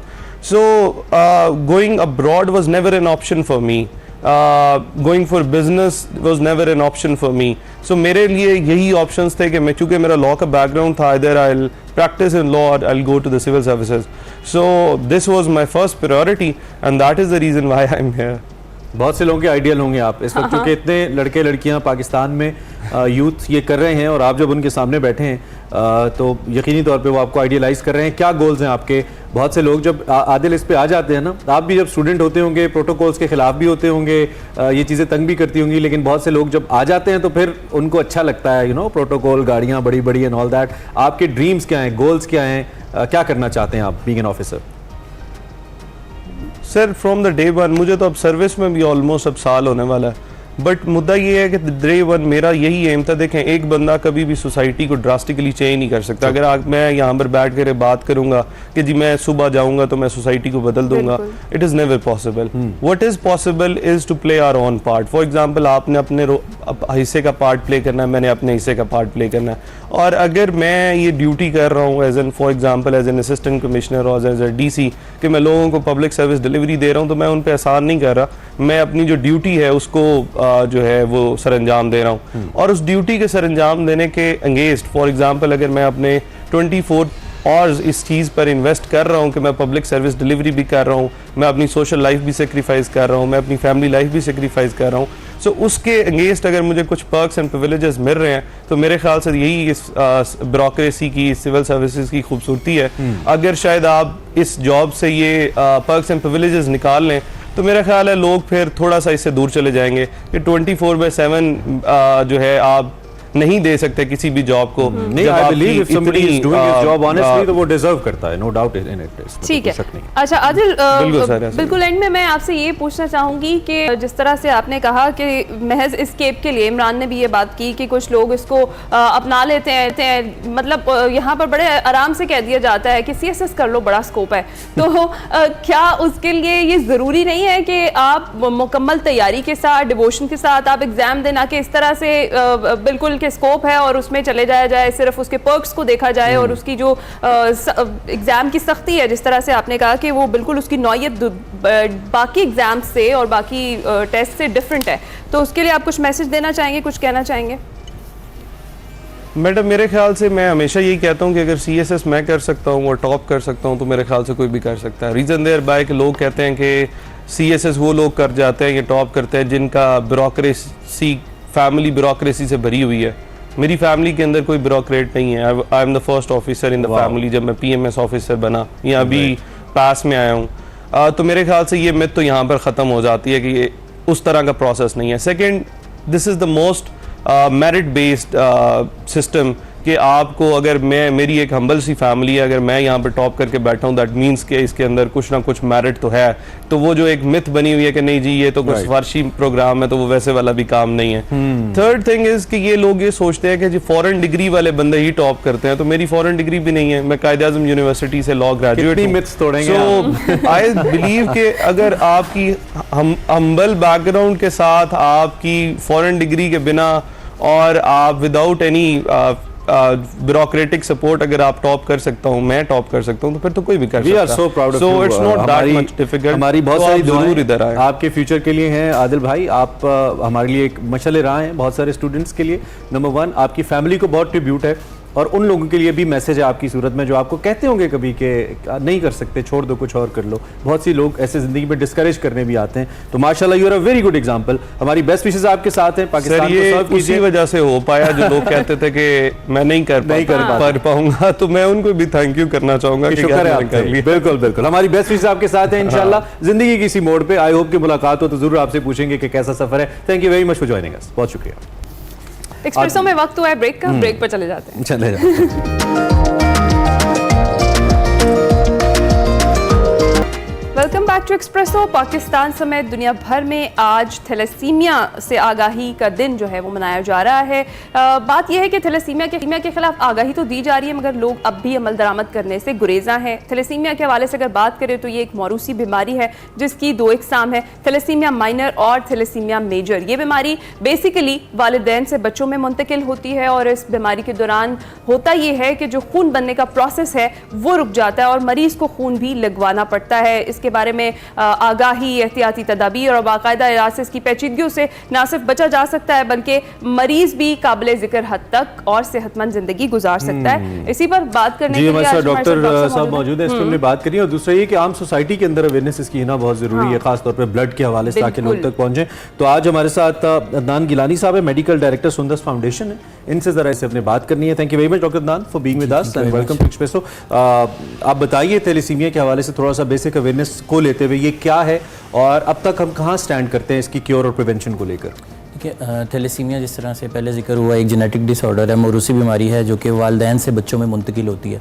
होता यह है कि 2 कैरियर अगर आपस में शादी कर लें तो इस बात के 25% चांसेस हैं कि in each pregnancy there are 25% chances कि आने वाला बच्चा जो है वो थैलेसीमिया मेजर से इफेक्टेड होगा। अब अगर वो थैलेसीमिया मेजर से इफेक्टेड है तो हर तकरीबन 4 से 6 माह के बाद उसकी डायग्नोसिस बन जाती है दुनिया में आने के बाद, और उसको खून का इंतकाल शुरू हो जाता है, और हर 10 से 15 रोज़ के बाद एक बोतल खून की लगती है, तो मज़ीद 10 से 15 दिन जो है वो गुजरते हैं। अच्छा, अब जहाँ तक सवाल है कि दुनिया में आ गया, डायग्नोज हो गया, ब्लड ट्रांसफ्यूजन्स शुरू हो गई, लेकिन उससे पहले क्या पेरेंट्स को मालूम था कि उनका जो आने वाला बच्चा है वो इससे इफेक्टेड होगा? वो उनको मालूम नहीं होता। जिस तरह ईरान है, साइप्रस है, आज वो थैलेसीमिया फ्री कंट्री हैं। असल में उन्होंने इसकी बर्थ कंट्रोल इस तरीके से की है कि शादी से पहले थैलेसीमिया का टेस्ट जो है उसको मैंडेटरी कर दिया। उसकी वजह से उनकी वहाँ पे मैरिज रजिस्टर ही नहीं होती उस वक्त तक जब तक कि थैलेसीमिया फ्री सर्टिफिकेट उसके साथ ना लग जाए। इस्लाम में तो अल्हम्दुलिल्लाह निकाह की जो शर्त है वो ज़रूरी है, और हमारे यहाँ भी इसको इसी तरीके से कंट्रोल किया जा सकता है कि हम शादी से पहले यानी कि थैलेसीमिया का टेस्ट कराएं और निकाह नामे के साथ हम थैलेसीमिया फ्री सर्टिफिकेट लगाएं। इसके लिए ज़रूरी नहीं है कि दोनों पार्टनर्स अपना टेस्ट करवाएं। अगर एक पार्टनर भी अपना टेस्ट करवा ले और वो नॉन कैरियर है और दूसरा अगर कैरियर हो भी तो शादी करने में कोई मुज़ायका नहीं है। अच्छा। जो स्टैट्स की अगर हम बात कर लें तो एक एस्टिमेट के मुताबिक कहते हैं कि तकरीबन 1 लाख के करीब थैलेसीमिया मेजर पाकिस्तान में मौजूद हैं जो कि ट्रांसफ्यूजन डिपेंडेंट हैं। इनमें से कुछ 7000 के करीब हमारे यहाँ सुंदस फाउंडेशन में रजिस्टर्ड हैं जिन्हें free of cost blood transfusions और तमाम तर मेडिसिन जो हैं वो दी जा रही हैं। और तकरीबन एक अंदाजे के मुताबिक कहते हैं कि हर 500 में से एक बर्थ जो है वो अभी भी पाकिस्तान में थैलेसीमिया मेजर के साथ हो रही है। अच्छा। और प्रॉब्लम वही है कि लैक ऑफ अवेयरनेस है। एग्जैक्टली प्रॉब्लम यही है कि लैक ऑफ अवेयरनेस है। किसी भी जगह पे कोई ऐसा रूल मौजूद नहीं है जिसके थ्रू हम तो इसको डॉक्टर साहब, इस कंट्रोल कर हवाले से सकें। कोई लॉ, कोई हुकूमत पाकिस्तान की तरफ से, जिस तरह से आपने बताया कि शादी से कबल टेस्टिंग का जो है वो एक प्रोसेस होता है, तो वो क्या पाकिस्तान में ऐसा नहीं है? जिस अगर ऐसा मुनासिब कानून हो तो इसके फैलाव से बचा जा सकता है? बिल्कुल जी, एग्जैक्टली ऐसा हो सकता है, लेकिन लेजिस्लेशन तो बहुत सारी पास हुई भी हुई हैं, लेकिन अनफॉर्चुनेटली इम्प्लीमेंटेशन वैसे नहीं है। और इसके लिए बहुत सारी सजेशंस आती हैं, मुख्तलिफ जगहों पे इस बारे में बातचीत होती है कि कई जगह पे सजेशन है कि आईडी कार्ड के साथ एक शिक डाल दी जाए, किसी जगह पे सजेशन है कि स्कूल लेवल पे हम लोग स्क्रीनिंग करके उनकी मैट्रिक उस वक्त तक रजिस्टर ना करें जब तक उनका थैलेसीमिया का स्टेटस ना आ जाए। इसके अलावा बेशुमार और मामलात हैं जिनमें हम उसको कंट्रोल कर सकते हैं, लेकिन अगेन बात वही है कि उसकी इम्प्लीमेंटेशन उसी वक्त होगी जब हम इसको थोड़ा सा सख्त करें। जिस तरह की एक सजेशन आई थी पिछले दिनों में, आपको मालूम होगा, ये मोबाइल फ़ोन रजिस्ट्रेशन के मामले से जब ये ड्राइविंग लाइसेंस और ये वाला इशू बन रहा था, तो बहुत सारे लोगों ने अपने मोबाइल बंद होने के डर से ड्राइविंग लाइसेंस जो है वो बनवाए। इसी तरह की अगर इम्प्लीमेंटेशन ये थैलेसीमिया के लिए भी आ जाए, तो जो हम ये 500 में से एक बर्थ थैलेसीमिया के साथ ले रहे हैं, जाहिर है वो दुनिया में आएगा, उसे साफ सेहतमंद खून की ज़रूरत होगी, उसे मेडिसिन की ज़रूरत होगी, ये सब कुछ करना बहुत मुश्किल है। तो इसको कंट्रोल कर लें तभी हम इससे बच सकते हैं। सुंदस फाउंडेशन अल्हम्दुलिल्लाह ये test free of cost provide कर रहा है पब्लिक को। ये टेस्ट है क्या डॉक्टर अदनान, कैसे बेसिकली इट्स बेसिक प्राइमरी सा टेस्ट है जिसमें आपको 2 या 3 सीसी खून का सैंपल देना पड़ता है, और आप अगर अपना खून का सैंपल दे देते हैं तो आपको विद इन अ डे उसका स्टेटस मालूम हो जाता है कि आप थैलेसीमिया के कैरियर हैं कि नहीं। इट डजंट मीन कि अगर आप थैलेसीमिया के कैरियर हैं तो आप बीमार हैं, ऐसा कुछ नहीं है। अच्छा, इसके सिम्टम्स के हवाले से थैलेसीमिया कैरियर को सारी जिंदगी इस बारे में पता नहीं चलता कि वो थैलेसीमिया का कैरियर है, और जब उसकी शादी हो जाती है, बच्चे हो जाते हैं, तो पता चलता है कि वो थैलेसीमिया का कैरियर था और बच्चे में जेनेटिक मेकअप उसकी वजह से। और इसमें एहतियात इतनी है कि अगर 2 कैरियर्स की शादी हो रही है और एक में निकल आता है तो वो फिर उससे कर ले जिसको नहीं, जो नॉन कैरियर है उससे कर ले, इससे आने वाली नस्ल बच सकती है। लेकिन अगर कुछ ऐसे शादीशुदा हैं जो आपके चैनल के तवज्जुह से ये सुन रहे हैं और उनकी शादी हो चुकी है और वो they are on the way to plan a family, तो वो अभी भी अपना थैलेसीमिया का टेस्ट करवा सकते हैं, क्योंकि 3 माह प्रेगनेंसी के अंदर अगर हम इसका CVS करवा लें तो हम जो आने वाला बच्चा है उसको जज कर सकते हैं कि वो थैलेसीमिया मेजर से सफ़र कर नहीं रहा, और इसका फतवा प्रॉपर मौजूद है कि आप उसको उस टाइम के अंदर अबॉर्ट करवा सकते हैं। ठीक है। Any certain message that you जी, मैं रिक्वेस्ट करूंगा पब्लिक से कि आप लोग ब्लड ज़रूर डोनेट करें। इस डे के हवाले से अवेयरनेस क्रिएट करें, लोगों को थैलेसीमिया के बारे में आगाही दें। सुंदस फाउंडेशन को ब्लड डोनेट करें, ज़कात व एहतियात ऐसे इदारों को दें जहाँ पे ऑलरेडी थैलेसीमिया के मरीज़ रजिस्टर्ड हैं और आपके ताउन से बिला मुआवजा मुआवजा ले रहे हैं। इनकी ज़िंदगी बहुत ज़्यादा मिजरेबल होती है। आप लोगों को अगर ब्लड डोनेट नहीं करेंगे तो इन बच्चों की लाइफ बचाना जो है वो हमारे लिए वैसे थोड़ा सा टाइम है मेरे पास, तो करंट सिचुएशन क्या है? जो डोनेशंस हैं, आपको रिक्वायर्ड डोनेशंस मिल रही हैं ब्लड की, या कमी है, किल्लत है? कोविड में बड़ा आपको मसला रहा है, लेकिन फिर उसको थोड़ा बैलेंस किया। जी, मैं देखिए, ब्लड डोनेशन जो है वो एक बड़ा इंपॉर्टेंट फैक्टर है कि ह्यूमन बॉडी में ब्लड बनता है, 120 डेज के बाद वेस्ट हो जाता है। अगर आप वही ब्लड किसी को डोनेट कर जाते थे, वो थैलेसीमिया के मरीज़ के लिए 10 से 15 दिन की ज़िंदगी है, और उसकी आप ब्लड की इंपॉर्टेंस सिर्फ वही समझता है जिसको ज़रूरत होती है, क्योंकि कोई ऐसी आर्टिफिशियल मशीनरी मौजूद नहीं है। वो वालिदैन समझते हैं जो सफ़र कर रहे हैं। एग्जैक्टली एक दिन निकालना, थैलेसीमिया सेंटर जाना, वहाँ पे ब्लड ट्रांसफ्यूजन करवाना, बच्चे की हेल्थ को देखना, ये अपने आप में बहुत मुश्किल हो जाता है। और एक फैमिली में 2-2, 3-3 बच्चे हैं, उनके लिए ये सारी चीज़ें मैनेज करना बहुत मुश्किल है। अल्हम्दुलिल्लाह सुंदस फाउंडेशन की कलेक्शन ब्लड के लिहाज से बहुत अच्छी है, और हम लोग लार्जेस्ट ब्लड बैंक हैं। बहुत अच्छा काम कर रहे हैं, बहुत अच्छा। अच्छा डॉक्टर साहब, जाते जाते इसकी कुछ और कोई मेजर रीजंस हैं थैलेसीमिया के फैलाव की, कोई वजूहात? नहीं, बस यही है कि लैक ऑफ अवेयरनेस है। शादी से पहले अगर हम थैलेसीमिया का टेस्ट करा लें तो आने वाली नस्ल को इस बीमारी से बचा सकते हैं। राइट डॉक्टर साहब, thank you very much for your presence. Thank you. Indeed Sundas foundation बहुत अच्छा काम कर रही है। हम भी ऑफ एंड ऑन कोशिश करते रहते हैं, जिस तरह की भी कंट्रीब्यूशन ऑन स्क्रीन हो सके करें, आप भी कीजिए। और ये ज़रूरी है कि टेस्ट करवा लीजिए, निकाह से पहले एक छोटा सा टेस्ट है, इससे आप अपनी नस्ल को महफूज कर सकते हैं। ब्रेक का वक्त तो है, ब्रेक पर चलते हैं।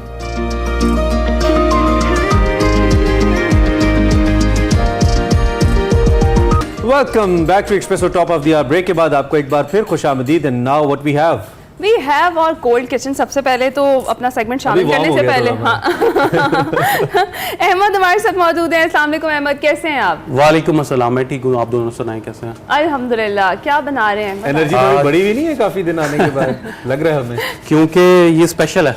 अच्छा, ठीक है। What's special today? तो आज हम बना रहे हैं मोल्टन लावा ग्रिल बर्गर, ओह। ग्रिल पीसेस इसमें जाएंगे, इसी के साथ इसका मोज़रेला चीज़ का इस्तेमाल करते हुए हम इसको मोल्टन लावा का टेक्सचर देंगे, अच्छा। Which is very very creamy and oozy. अच्छा, मोल्टन लावा केक मैंने सुना हुआ है, ये तो और मोस्टली कुछ- न्यूटेला और स्वीट का वो हाँ, आता है कॉन्सेप्ट, हाँ। तो इसमें बिल्कुल। चीज बिल्कुल, इसमें मोज़रेला चीज़ का इस्तेमाल कर रहे हैं। एक तो काफ़ी ज़्यादा जो है बाहर फेमस भी हुआ है, तो मैंने कहा क्यों ना इसकी रेसिपी रिवील कर दी जाए। अच्छा, ठीक तो है, ये तो- कंटेम्पररी आ गया। जल्दी से इसके इंग्रेडिएंट्स भी बता दें, क्या क्या डलेगा? इंग्रेडिएंट्स इसमें हमने सिंपल जो है अपना थाई का चिकन लिया। Okay. थाई के चिकन को हमने सॉल्ट, पेपर, सोया सॉस और ऑरिगानो एंड गार्लिक लगा के हम इसको ग्रिल कर लेंगे।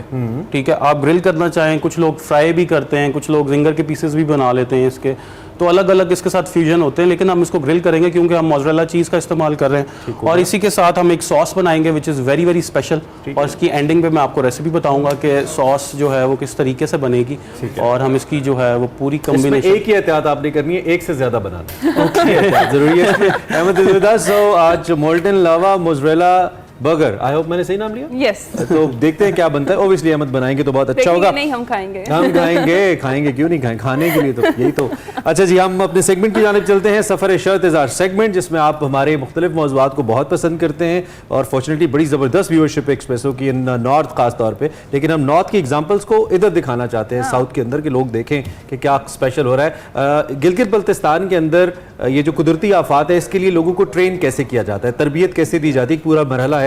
इसके ऊपर वकार मलिक साहब आज बात करें। देखते हैं सफ़र है शर्त। अस्सलाम वालेकुम नाज़रीन, मैं वकार अहमद, और मौसमियाती और माहौलियाती तब्दीलियों के हवाले से हम ये देख रहे हैं, और बाम अर्ज़ की बाज़गश्त हमारा एक बहुत ही खूबसूरत सिलसिला है, जिसमें हम ये देखते हैं कि जो बाम अर्ज़ है या जो बुलंदियाँ हैं, उन पर मौसमियाती और माहौलियाती तब्दीलियाँ जो हैं वो बहुत बुरी तरह असरअंदाज हो रही हैं। और ये पहले सिग्नल्स हैं, ये पहली अलामात हैं कि ये जो तब्दीलियाँ हैं ये किस तरह ज़िंदगी को मुतासर कर रही हैं, हयात को मुतासर कर रही हैं, और इसके आगे जो आने वाला वक्त है वो काफ़ी कड़ा वक्त होगा अगर अभी से हमने बर वक्त इकदाम ना उठाए। कम्युनिटी की सतह पर यकीनन ये इकदाम उठाए जा सकते हैं कि किसी भी डिज़ास्टर की शक्ल में, किसी भी साने की शक्ल में कम्युनिटी जो है वो मुकम्मल तौर पर तैयार हो। आज मैं अल्तिफ़ में हूँ, और आगा खान एजेंसी फॉर हैबिटाट, इनका एक बहुत ही ज़बरदस्त किस्म का तरबियती प्रोग्राम उसका हिस्सा बना। मुझे बहुत ही खुशी हुई किस तरीके से बच्चों ने वहाँ पे जो किरदार अदा किया, और जितने भी जो रेस्क्यू के लोग थे उन्होंने क्या खूबसूरत किरदार अदा किया। ये तमाम चीज़ें जो हैं ये देखने से ताल्लुक़ रखती थी, और ये जो तमाम प्रोसेस है ये सिर्फ अल्तित गाँव तक महदूद नहीं है, बल्कि गिलगित बल्तिस्तान में बहुत सारी जगहों पर AKH जो है वो काम कर रही है, और लोगों को जो है, बच्चों को और जितने भी मेंटली चैलेंज लोग हैं, ख़वातीन हैं, तमाम लोगों को तैयार कर रही है कि किसी भी साने के वक्त किस तरीके से जो है वो काम करना है। मेरे साथ इस वक्त मोहम्मद बिलाल साहब हैं, जो कि इस पूरे प्रोसेस के हवाले से में बताएंगे, और शायद हम इनसे ये भी गाइडेंस हासिल कर सकें कि जो डाउन के जितने भी एरियाज़ हैं, तमाम जगहों पे इस तरह का जो मॉडल है वो रेप्लिकेट हो सकता है, वो कॉपी हो सकता है। बहुत शुक्रिया बिलाल साहब। थैंक यू सर, मेहरबानी। ये पूरा प्रोसेस जो है, इसमें मैंने देखा कि डिफरेंट स्टेप्स हैं, मुख्तलिफ हैं, वो क्या क्या हैं, थोड़ा सा जी सर, तो सबसे पहले जो आगा खान एजेंसी फॉर हैबिटाट 1988 से काम कर रहा है, उसका पहले इसका नाम फोकस था, उसके बाद में चेंज किया गया। ये एक ही जगह में नहीं है सर, एक तो ये बाउंड्रीज नहीं देखता, रीजन वगैरह नहीं देखता। अब बात करें तो इसकी, तो ये दरेल से लेके मतलब खुंजरब तक सर, इसके ब्रांची से मतलब हर विलेज सतह पे, जिस तरह विलेज है तो विलेज इमरजेंसी रिस्पांस टीम है। और इसकी एक्टिव वॉलंटियर की बात करें तो सर, दरेल से लेके यहाँ तक तकरीबन 30,000 से 35,000 तक अभी एक्टिव पर्सन है। अगर सबको मतलब एक्टिव पर्सन में उनको कहेंगे जिनकी आप तरबियत फराहम कर चुके हैं। सर, जी सर, गुड। 30,000 जी सर। उसके अलावा हर जगह पे, हर विलेज पे सतह पे डिवाइड किया गया पॉपुलेशन के हिसाब से। तो स्टॉक पाइल्स है, मतलब स्टॉक पाइल जिधर आप कंबल है, खीमे हैं, जो भी मतलब इमरजेंसी में काम आते हैं वो आलात है। ठीक है सर, वो है तकरीबन 200 प्लस है, 200 जगह वो हैं जहाँ पे ये आलात स्टॉक से, जी जी, टेंट्स वगैरह है, कंबल है। ठीक है, और 200 यानी आप कह रहे हैं GB गिलगित बल्तिस्तान। जी जी, ठीक है, ठीक है जी सर, ठीक है।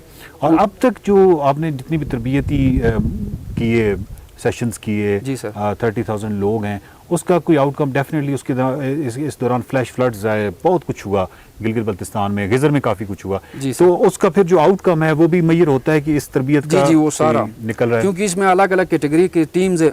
सबसे पहले तो ये जो आगा खान एजेंसी फॉर हैबिटेट है वो गवर्नमेंट के साथ स्ट्रॉन्ग बॉन्ड है, स्ट्रॉन्ग कोलैबोरेशन है। तो उनके साथ मिलके जिस तरह अब चारों तरफ देखेंगे तो हर जगह पे मतलब पहाड़ नजर आएंगे। तो जाहिर सी बात है, एक तो अर्थक्वेक हो गया, अब एवलांच आता है, क्लाइमेट चेंज की वजह से रॉकफॉल होता है, लैंडस्लाइड होता है, हेवी रेनफॉल होती है। उसी तरह के मतलब हर स्टेप पे मतलब है हैजर्ड्स वगैरह है। तो उस हिसाब से तो एक तो टीम डिवाइड किया गया हर जगह में, ट्रेन बंदे हैं, उसके अलावा स्टॉक पाइल्स है, उसके अलावा रिसोर्स पे मैपिंग होती है, मेडिकेशन की भी बात होती है। और कुछ ऐसे एरिया होते हैं जिधर वो इरोजन होती है, इरोजन के लिए भी ये Aga Khan agency for habitat government के कोलैबोरेशन के साथ वो सेफ्टी वॉल्स भी बनाती है। मतलब उसके अलावा मिटिगेशन हो गया, वाटर क्लीन वाटर चैनल्स का उस पर भी काम करती है। ये मतलब ये नहीं कि सिर्फ सर्च एंड रेस्क्यू या फर्स्ट एड इस तरह नहीं है, मतलब इसके मल्टी फंक्शंस है। और जितने भी इस दौरान जो सानियात हुए या इस तरह के डिजास्टर्स हुए, तो आपने ये नोट किया कि जिन लोगों को आपने तरबियत फराहम की थी उन्होंने अकॉर्डिंग टू योर तरबियत, जिस तरह आपने तरबियत की थी उसी तरह काम किया और उसकी वजह से काफ़ी यानी कैजुअलिटीज़ या मामला से बचे। बहुत सारे मतलब ऐसे वाक़यात हुए। हमने जो पहले हमें जो थ्योरी पढ़ाया गया है, हमने बंदों को या ये जो टीम होती है उनको देखा है, थ्योरी जो पढ़ाया गया प्रैक्टिकल थोड़ा मुश्किल होता है, लेकिन हमारे उम्मीद से बढ़ के उन्होंने काम किया है। तौर पर मलबे के दबे हुए हैं और 3 गिराने अभी भी उस पर खतरा है। फिर इसके अलावा 5 अफराद इंजर्ड है, जख्म है और 2 अफराद मलबे के अंदर दबे हुए हैं और 5 लापता है। उनका कोई रिकॉर्ड हमारे पास नहीं है। येलो कलर से यूज करते हैं। येलो कलर हमारे पास जो है माइनर फ्रिक्शंस के लिए यूज होता है। तो इस आप बच्चे को देख रहे हो, इसके सर पे चोट लगी है और हाथ फ्रैक्चर हुआ है, तो हम इसको येलो पे रखते हैं। हाथ फ्रैक्चर और सर पे चोट लगी है। यहाँ पे आप देख रहे हैं कि हम फर्स्ट एड दे रहे हैं इसको। यहाँ पे बैंडेजेस बनवा रहे हैं। तो ये हमारे पास येलो कलर के लिए है। आपने ये तमाम जो सरगर्मियाँ हैं, मुख्तलिफ मराहल हैं, किस तरीके से होता है ये आपने देखा। और अब हमारे साथ फातिमा ज़हरा हैं, इनके साथ गुफ्तगू करते हैं। फातिमा, आप बहुत ही एक्टिव नज़र आई इस पूरे तमाम जो सेशंस हैं और इनमें ख़वातीन के हवाले से आप ये बताइए कि क्योंकि जब भी कोई डिज़ास्टर होता है तो हम ये भी कैटेगराइज आप करते होंगे ना कि ज़्यादा वल्नरेबल कौन है। मतलब बच्चे जो हैं वो फौरी अपनी मदद आप नहीं कर सकते, इसी तरह जो मेंटली चैलेंज लोग हैं, फिर ख़वातीन हैं क्योंकि वो घरों में होती हैं या खेतों में होती हैं। तो इन तमाम सेगमेंट्स को भी आप तरबियत फराहम करते हैं?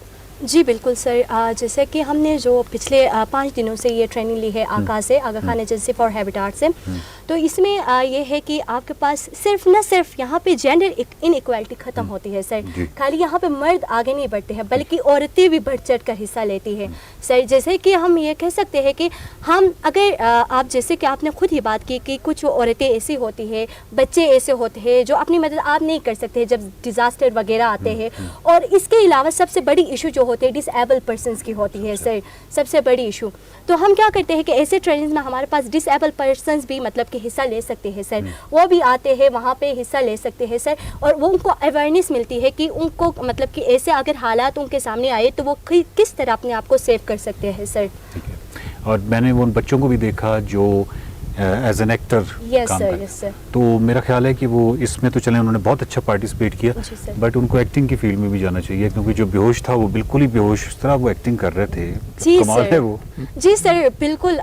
मतलब कि ऑफ कोर्स हमारे ये जो हुंजा है न सिर्फ एक चीज़ की वजह से मशहूर नहीं है बल्कि हर फील्ड में हमारे हुंजा के स्टूडेंट्स आगे हैं, चाहे वो एजुकेशन के लिहाज से हो, चाहे वो स्पोर्ट्स के लिहाज से हो या चाहे वो एक्टिंग के लिहाज से हो। जैसे कि आपने खुद देखा सर, अभी जो हमारे स्टूडेंट्स थे इतनी अच्छी तरह एक्टिंग कर रहे थे और ये हमारा बहुत ही अच्छी मतलब कि ख्वाब है सर कि हमारे बच्चे आगे जाए, हर फील्ड में आगे जाए।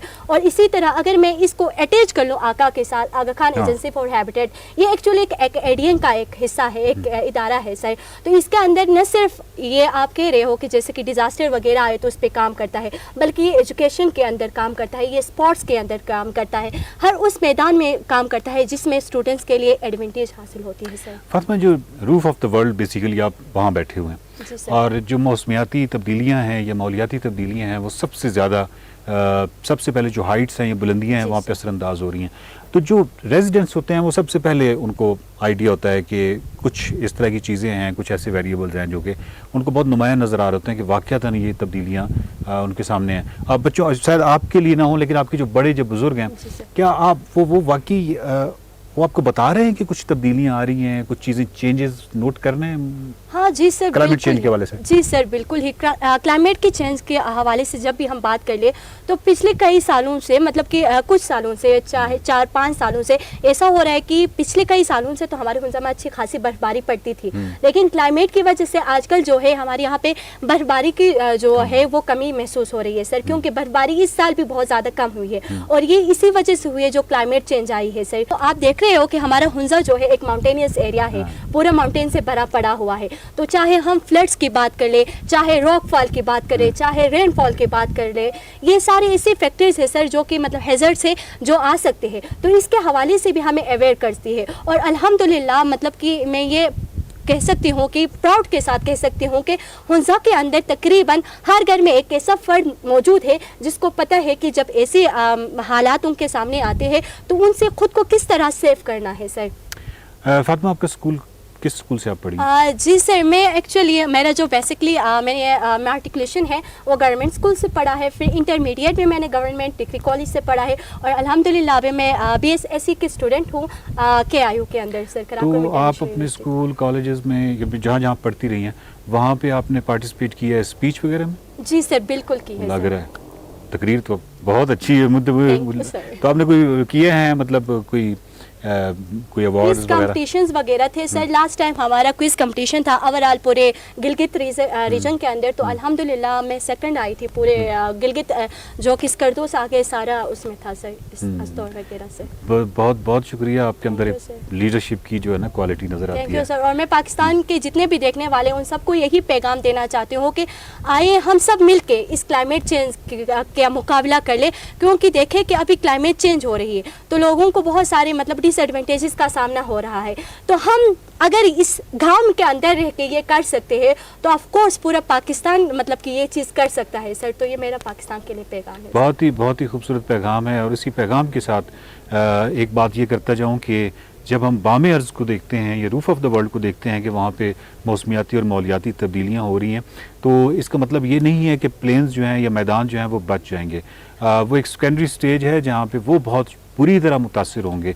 और इस हवाले से अगर बामे अर्ज़ को ना बचाया गया या कुछ मामला जो हैं वो उनका ताल्लुक बैनुल अक़वामी है और अभी से वो मैय्यज़ न लिया गया बैनुल अक़वामी सतह पर और कम्युनिटी की सतह पर, तो आने वाले वक्त जो है वो मैदान वाले जो हैं वो भी नहीं बच पाएंगे और पूरा जो अर्ज़ है पूरी जो पूरी ज़मीन है उसके ऊपर जो क्लाइमेट चेंज है वो बहुत बुरी तरह असरअंदाज होगा और हयात जो है और जो इकोसिस्टम है वो बहुत ही बुरी तरह असरअंदाज होगा। और तमाम हम जितने भी हैं और जो वाइल्ड लाइफ है और जो प्लांट्स हैं, हर चीज़ जो है वो एक बहुत ही पेचीदा ग़ज़ाई ज़ंजीर में जुड़ी हुई है।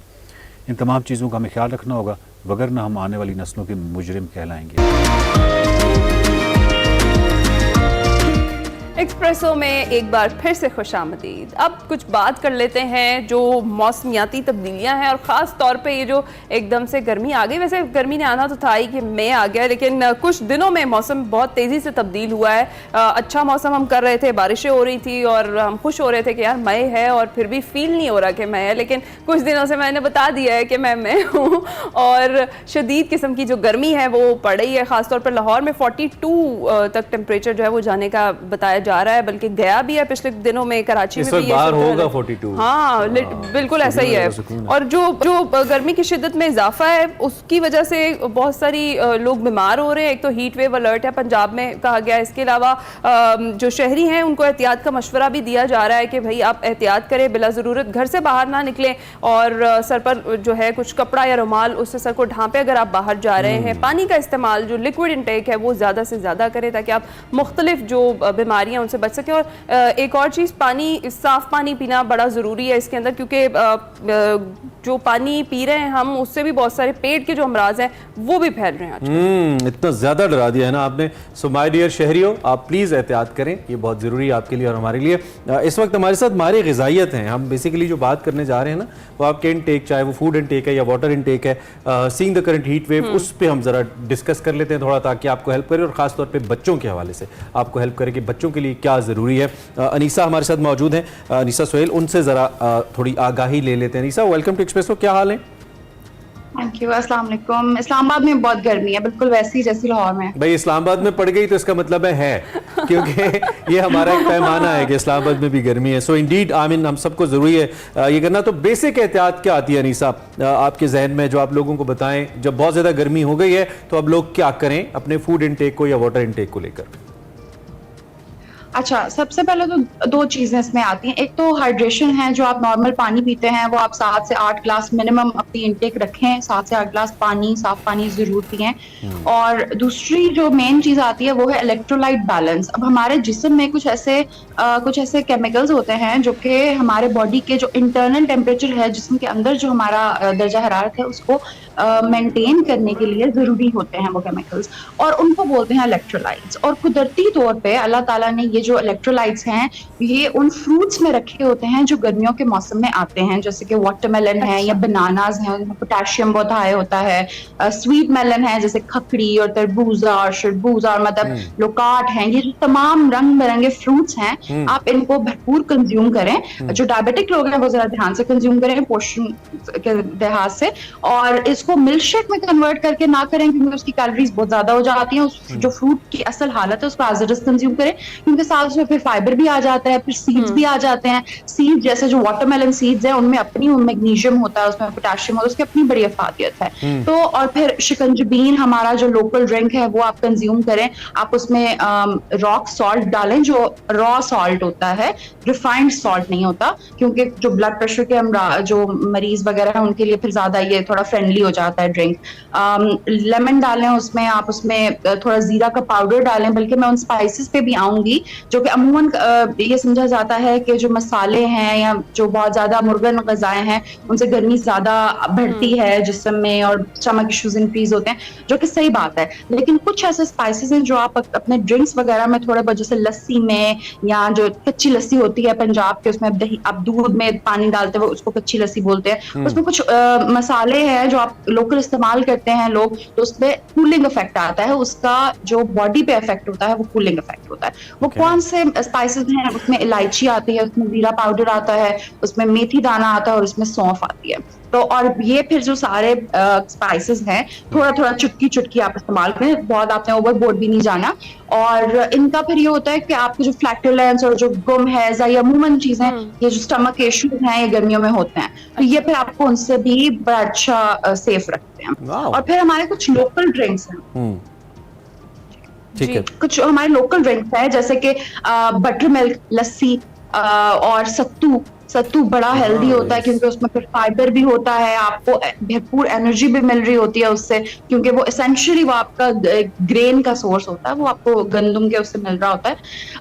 और फिर आप उसमें गुड़ डालें, गुड़ के अपने फवायद होते हैं, लेकिन ये चीजें इनको ओवरबोर्ड नहीं जाना होता। आप कंट्रोल्ड अमाउंट में आप लें, अच्छा। और कंसिस्टेंटली लें, और फिर साथ में कुछ ना कुछ एक्टिविटी जरूर रखें। आप कोई बंदा बिल्कुल मूव नहीं कर रहा और लिए जा रहे हैं सारी चीजें, तो उसको सत्तू के हवाले से तो मुहावरा भी है, सत्तू पी के सो रहा है, तो नींद बड़ी सुकून ज्यादा आ जाता है, सुकून ज्यादा आ जाता है। अच्छा अनीसा, ये तो सारी बात हो गई, हम बड़े ये सब एहतियातें भी कर लें और ये पानी और मशरूबात जो है इनका इस्तेमाल कर लें। स्पेसिफिकली बच्चों के लिए क्या क्या हो सकती हैं एहतियाती तदाबीर, और उनमें कैसे पानी की कमी को पूरा किया जा सकता है? अच्छा, बच्चों का तो एक तो ऑब्वियसली मैं ख्याल रखें कि वो स्कूल जा रहे हैं, बस अब यहाँ कहीं बाहर जा रहे हैं तो वो अपना वाटर बॉटल वगैरह ये सारी चीजें करके रखें, मतलब तैयार रखें, उनको प्रिपेयर रखें कि उन्होंने पीना है। दूसरा, फिर उनको कंजम्पशन उनके लिए इजी बनाने के लिए आप इन्हीं फ्रूट्स के जूसेस बना सकते हैं उनके लिए।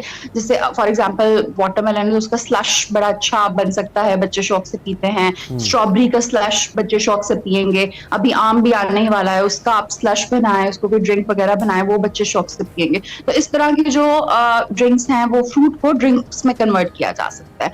फिर दूसरी चीज, कुदरती तौर पे फ्रूट्स वेजिटेबल्स में कुदरती तौर पे पानी का बड़ा अच्छा अमाउंट अल्लाह ताला ने रखा होता है। तो आप पानी के वो उन चीजों के साथ साथ बच्चों को खाने में, जैसे वेजिटेबल कबाब हो गए जो कि बहुत ज्यादा फ्राइड नहीं है, बहुत ज्यादा कुक नहीं है, वो कंज्यूम कर सकते हैं बच्चे। और फिर उनके लंच बॉक्सेस में डिफरेंट फ्रूट्स की वैरायटी रखें। तो ये छोटी छोटी टेक्निक्स हैं, ट्रिक्स हैं। उनको स्नैक्स में डिफरेंट शेप्स के फ्रूट्स कट करके दिए जा सकते हैं कुकी कटर से। तो वो चीजें वही हैं जो उन्होंने भी खानी है। ठीक है, ये बड़ी आज तो अनीसा आपसे इतनी शेफी फील आ रही है आपकी। मुझे लगता है talking to a chef as well at the same time. जबरदस्त है, नहीं बहुत ही अच्छा है, बड़ा हेल्पिंग है ये। अगर कोई किसी को डिहाइड्रेशन का मसला हो जाता है, समबडी स्टार्ट्स फीलिंग, अक्सर होता है ना लोग अचानक, खास तौर पे जो उम्रसीदा लोग हैं वो लो फील करना शुरू कर देते हैं, उसमें इमीडिएट रेमेडी कोई है जो आप की साइंस, मेडिकल साइंस बताती है कि जो हेल्प कर सकती है लोगों को? अच्छा, जो इलेक्ट्रोलाइट बैलेंस के नीचे सारे ड्रिंक्स आते हैं ना, जैसे कि लेमनेड है, या फिर लेमनेड्स की जैसे डिफरेंट, जैसे में नमक हो, या फिर जैसे लीमू है, या फिर आप लाइम वाटर भी पी सकते हैं, जो मीठे आने वाले अभी होते तो कड़वे हैं लेकिन उसको बोलते मीठे हैं, लाइम वाटर उसको बोलते हैं, वो कंज्यूम किया जा सकता है। लेकिन अगर उनको कोई और बीमारी है या जो अगर नजर आ रहा है कोई सीरियस सिचुएशन है, तो आप हॉस्पिटल जाए, वो आपको ट्रीट करेंगे। और उसके बाद फिर ये जो सारी चीजें मैंने बताई हैं वो आप कंसिस्टेंटली रखें, ताकि आप इससे, मतलब प्रिवेंटिव एक तरह से केयर है कि आप इससे बच सके। और एक चीज मैंने नहीं बोली कि पाकिस्तानी चाय बहुत ज्यादा पीते हैं। हाँ। तो गर्मियों में चाय की कंजप्शन थोड़ी सी कम करनी है। ठंडी होती है चाय, असर ठंडा होता है इसका अनीसा, ऐसा है? चाय का असर ठंडा होता है क्या? लोग कहते हैं चाय का असर ठंडा होता है, बहुत से लोग ये कह के ज्यादा पीते हैं कि इसकी तासीर ठंडी है। तासीर ठंडी है। चाय की तासीर बिल्कुल भी ठंडी नहीं होती, क्योंकि कैफीन होता है उसमें। जैसे जो जेन जी हम लोग, मतलब पुराने लोग तो चाय ज्यादा पी रहे हैं, लेकिन जो जेन जी है वो फिर एनर्जी ड्रिंक्स की तरफ जाती है। तो एनर्जी ड्रिंक्स में, उन सारे ड्रिंक्स में कैफीन होती है, और ये जो चीजें हैं ये बॉडी में डिहाइड्रेशन और ज्यादा कॉज करते हैं, आपकी एपेटाइट को रिड्यूस करते हैं, आपके एपेटाइट पे प्रेसेंट्स होते हैं, आपको ना भूख लगती है ना प्यास लगती है, और एक अजीब सा आपको लो एनर्जी और वो सब फील होना शुरू हो जाता है। आपको पता नहीं चलता ये, क्योंकि आपकी रूटीन होती है, आप कंज्यूम करते जाते हैं, लेकिन ये इन डिफरेंट फैक्टर्स की वजह से होता है। ठीक है। तो अनीसा, इस सारी सिचुएशन में ये तो हमने देखा कि पानी की कमी को कैसे पूरा करना है हमने बॉडी में। गर्मी की शिद्दत जब ज़्यादा बढ़ जाती है तो फिर इसमें फूड पॉइजनिंग और हैज़ा जो है वो भी बहुत बढ़ जाता है। उसके लिए यानी पेट के और भी दीगर अमराज जो हैं वो बढ़ जाते हैं, तो क्या उसके लिए एहतियाती तदाबीर हो सकती हैं?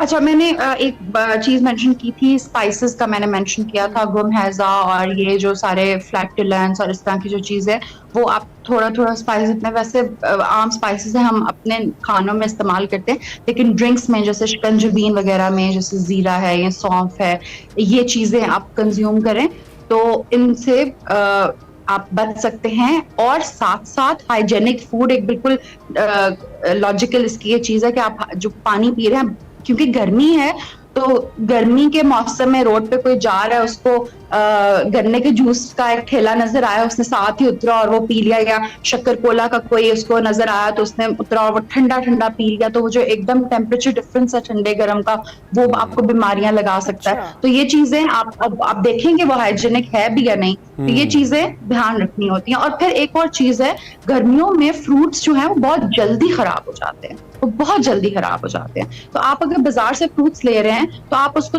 थोड़ी अमाउंट में लें, कंज्यूम करें, दोबारा ले लें। वो चीज अगर थोड़ी सी भी पुरानी हो जाए तो उसमें माइक्रो ऑर्गेनिजम्स की जो ग्रोथ है वो बहुत फास्ट हो जाती है, और बहुत ज्यादा प्रोबेबिलिटी उसकी बहुत ज्यादा बढ़ जाती है, जिसकी वजह से पॉइजनिंग वगैरह हो सकती है। ठीक है, ठीक है, बहुत शुक्रिया आपका अनीसा। हम तो आज मतलब it's very informative, thank you very much. आपने हमें बहुत सारी ऐसी बातें बताई जो यूजुअली हम हमारे आसपास होती हैं, बट हम उनको इतना वक़्त नहीं दे रहे होते, इतना वैल्यू नहीं कर रहे होते। सो एक तो खाने पीने में एहतियात करें, कम खाना इज़ ऑलवेज बेटर, भूख रख के खाना सुन्नत के अंदर भी शामिल है, उसके साथ साथ पानी ज़्यादा पीना। और एक बड़ी इंपॉर्टेंट बात उन्होंने की नौजवानों के लिए, क्योंकि मैं खासतौर पर लाहौर में ये ट्रेंड मैंने बहुत ही देखा है, मुझे मालूम है बाकी शहरों में भी होगा, कराची, रावलपिंडी वगैरह में, कि जो एनर्जी ड्रिंक्स का इस्तेमाल है नौजवान बहुत ज़्यादा करते हैं, लाल पीली बोतलें जो हैं, और उससे न सिर्फ आपकी सेहत इस लिहाज से ख़राब हो रही है, जैसे अनीसा ने बताया, आपकी जो डेंटल हेल्थ है, ओरल हेल्थ है, उस पर भी बड़ा बुरा इंपैक्ट पड़ता है। सो बोतलें कोशिश करें ये वाली ना ही पिए तो ज़्यादा बेहतर। ब्रेक पर जाएंगे, आपने कहीं नहीं जाना, हमारे साथ ही रहे।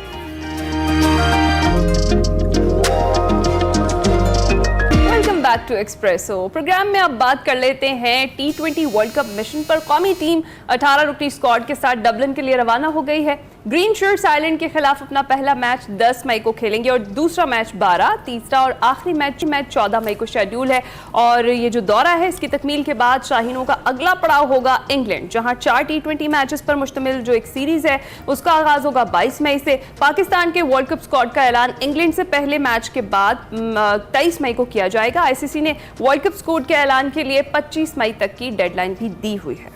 कैप्टन बाबर आजम की अगर बात करें तो वो टीम को लेकर बड़े पुरुम्मीद हैं, कहते हैं will bring the trophy home, घर लेकर आएंगे। उसके अलावा उन्होंने कहा जी कॉम्बिनेशन का ज़माना गुजर चुका है, अब हमने तवज्जो देनी है, आगे बढ़ना है। रोटेशन का ज़माना गुजर गया, कॉम्बिनेशन पे तवज्जो देनी है और हमने टीम के ऊपर काम करना है। सो इस पॉजिटिविटी के पीछे कौन सी ताकत कार फरमा है? क्या वो परफॉर्मेंस है, क्या वो ट्रेनिंग का यकीन है जो काकुल में हुई है, या फिर कुछ और है? इस पर हमने देखना है। और एक चीज़ जिस पे मैं मुसलसल बात करूँ वो अमेरिका का वेन्यू है, एक नया वेन्यू है। वेस्ट इंडीज़ में तो हम पहले बहुत खेले हैं, बल्कि बड़ी कॉन्ट्रोवर्सीज भी हमने क्रिएट की हैं। अब ये कॉन्ट्रोवर्सीज का वर्ड मेरे ज़हन में पता है क्यों आ रहा है, या हिस्ट्री का, क्योंकि जिनको आज हमने स्टूडियो में बुलाया है ना, वो he is like master of all this. आप हिस्ट्री में चले जाए, खासतौर पर क्रिकेटिंग हिस्ट्री में, तो आई थिंक उनसे बेस्ट ब्रेन हमारे पास तो नहीं है पाकिस्तान के अंदर। ही is the best what he do, cricket history हो, खासतौर पर मौजूदा गेम, कॉन्टेम्प्रेरी गेम रूल्स हो और whatever, he is the best to comment on. हमारे साथ doctor of cricket Mirza Iqbal Baig sahab आज लाहौर में मौजूद हैं। इन्होंने कहा कराची की गर्मी is not enough to bear, Lahore चलते हैं। Welcome to Expresso in the studios Mirza sahab. बहुत बहुत शुक्रिया इमरान, आपके तारुफ का, और आपको और हिना दोनों को सुबह बखैर। Thank you very much. देखें 4 साल लगा दिए आपने आते आते। It is a pleasure to come into your show ना।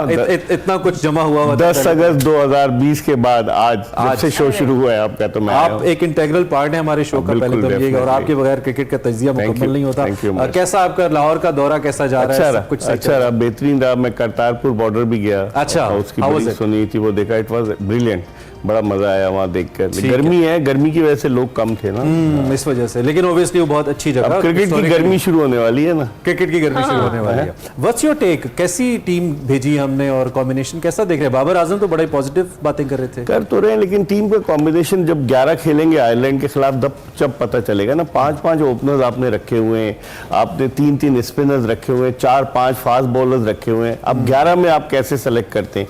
खासतौर पर आपका मिडिल ऑर्डर बड़ा वीक है। कि अभी आजम खान फिटनेस रीगेन करके हिल कम बैक, और उसके अलावा इरफान नियाजी इतना इंप्रेसिव नहीं रहा।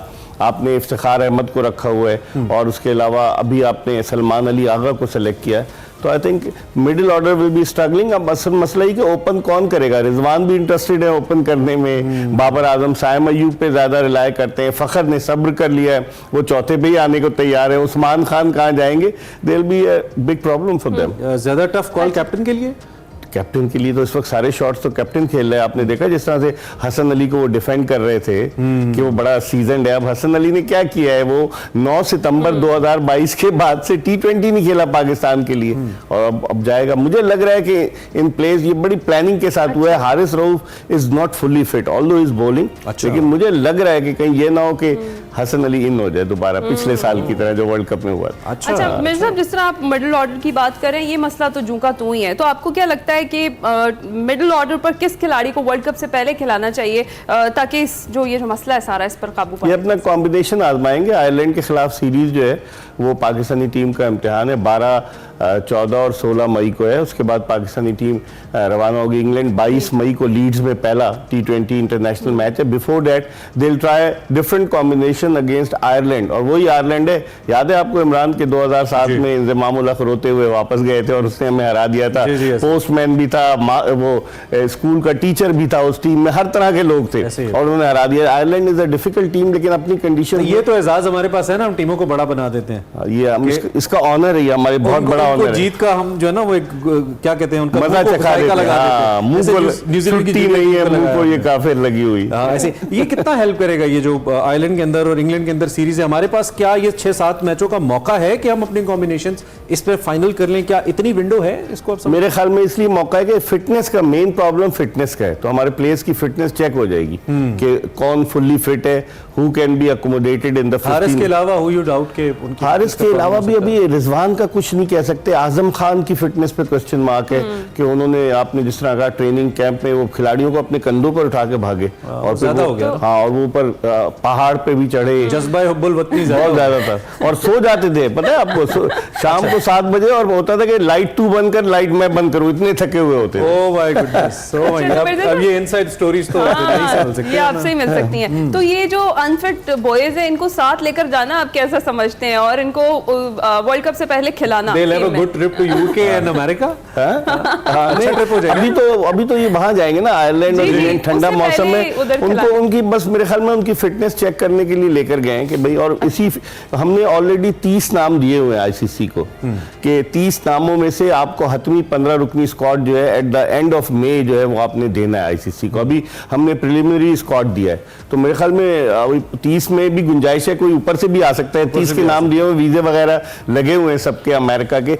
अभी तक उसका वीजा नहीं आया था, आमिर का, आयरलैंड का जी, तो आप देखते हैं आमिर का कब। अच्छा, अगर हमारे पास ये चॉइस कम हो प्लेयर्स की, तो उसमें फिर आप जैसे एक्सपर्ट्स ये भी कहते हैं कि इनके पास जब फलां था तो सिर्फ 2 प्लेयर्स क्यों लेके गए, जब इतने बॉलर्स थे तो 3 क्यों लेके गए?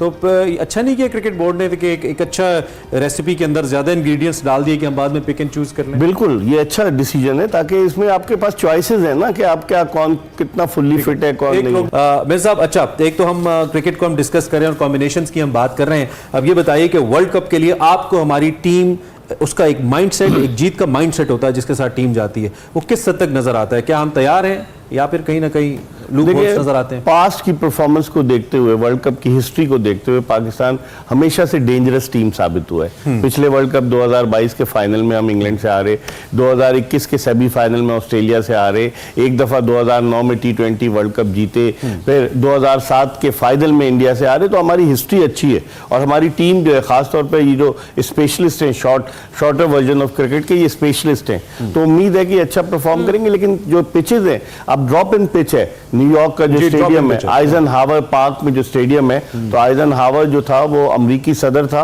और अमेरिका का वाहिद सदर है जिसने एक दिन क्रिकेट मैच देखा है। और 19 दिसंबर 1959 में वो पाकिस्तान के दौरे पर आए, हालांकि जॉर्ज बुश भी बाद में आए थे बहुत अरसे बाद, लेकिन आइजनहावर को उस वक्त के सदर अयूब खान नेशनल स्टेडियम कराची लेकर गए, जहां ऑस्ट्रेलिया और पाकिस्तान का टेस्ट मैच हो रहा था। और उस टेस्ट मैच का वो बड़ी तस्वीर भी आई, उस टेस्ट मैच का एक दिन का खेल उन्होंने देखा। और अब ये जिस पार्क में पाकिस्तान वर्सेस इंडिया है, ये ज्यादा पुराना नहीं तो आप मौजूद होते वहां पे। मैं उससे पहले का मौजूद था। आपने ये नहीं सोचा, पहले का था ये तो, दिसंबर 59 है, मैं 1947 का मौजूद था। Oh my God. अच्छा मेरे साहब, कमिंग बैक टू कौमी टीम की जो परफॉर्मेंस हम देख रहे हैं, जो पीछे क्या रही है न्यूजीलैंड वाली सीरीज में, जो बॉलिंग अटैक है वो तो हमें बेहतर लग रहा है। तो क्या लगता है कि इन दोनों सीरीज में आगे किसको चांस देना चाहिए, बॉलिंग में किस को, ताकि हमें तैयारी जो है वर्ल्ड कप की उसमें वो मौसर साबित हो? देखिए, इनके 5 फास्ट बॉलर्स हैं, 3 स्पिनर्स हैं। अब ये डेफिनेटली दे विल ट्राई, मैंने पहले भी कहा, they will try different combinations. अब उन कॉम्बिनेशन के अंदर क्या होता है, क्योंकि वहां की पिचेस स्लो है इमरान, तो वो उन पिचेस पे, स्लो पिचेस पे स्पिनर्स ज्यादा साजगार साबित होंगे। तो अब सलमान अली आगा को गालिबन यही सोचते हुए उन्होंने 18 रुकनी स्क्वाड में लिया, ऑफ स्पिन बॉलिंग भी कर लेता है। फिर आपके पास लेग स्पिन की वैरायटी है, मिस्ट्री स्पिनर अबरार अहमद हैं, फिर ओसामा मीर तो ड्रॉप टॉप है, शादाब खान है और इमाद वसीम है, तो उन पिचेस पर हम अपना कॉम्बिनेशन ऐसा आजमाएंगे कि मेरे ख्याल में दुनिया फास्ट बॉलर्स के बजाय स्पिनर्स पे ज्यादा। अच्छा, last question on cricket, then मैं थोड़ा हॉकी पे भी आऊंगा। Drop in pitches, Pakistan versus India New York, venue दोनों टीम्स के लिए नया है, क्राउड दोनों टीम्स का वहां पे होगा, कैसा मुकाबला आप देख रहे हैं? मुकाबला सख्त होगा, 26-26 लाख डॉलर्स के पूरे बॉक्सेस बिक रहे हैं, कैन यू इमेजिन? और पाकिस्तानी करेंसी में एक टिकट की कीमत तकरीबन 6.5 लाख रुपए है। Can you imagine? क्रिकेट के दीवाने जाएंगे, लोगों ने पहले खरीद लिया, ब्लैक में बेचेंगे। ठीक, 2,000-3,000 डॉलर्स। हाँ, अब आप अंदाजा लगाए ना कि पाकिस्तानी टीम, आपने फौरन हिसाब लगा लिया कि 1.25 लाख कितने हो गए हैं। इतना तो हिसाब किताब में तो आप माशाल्लाह क्या करें। समझ आता है।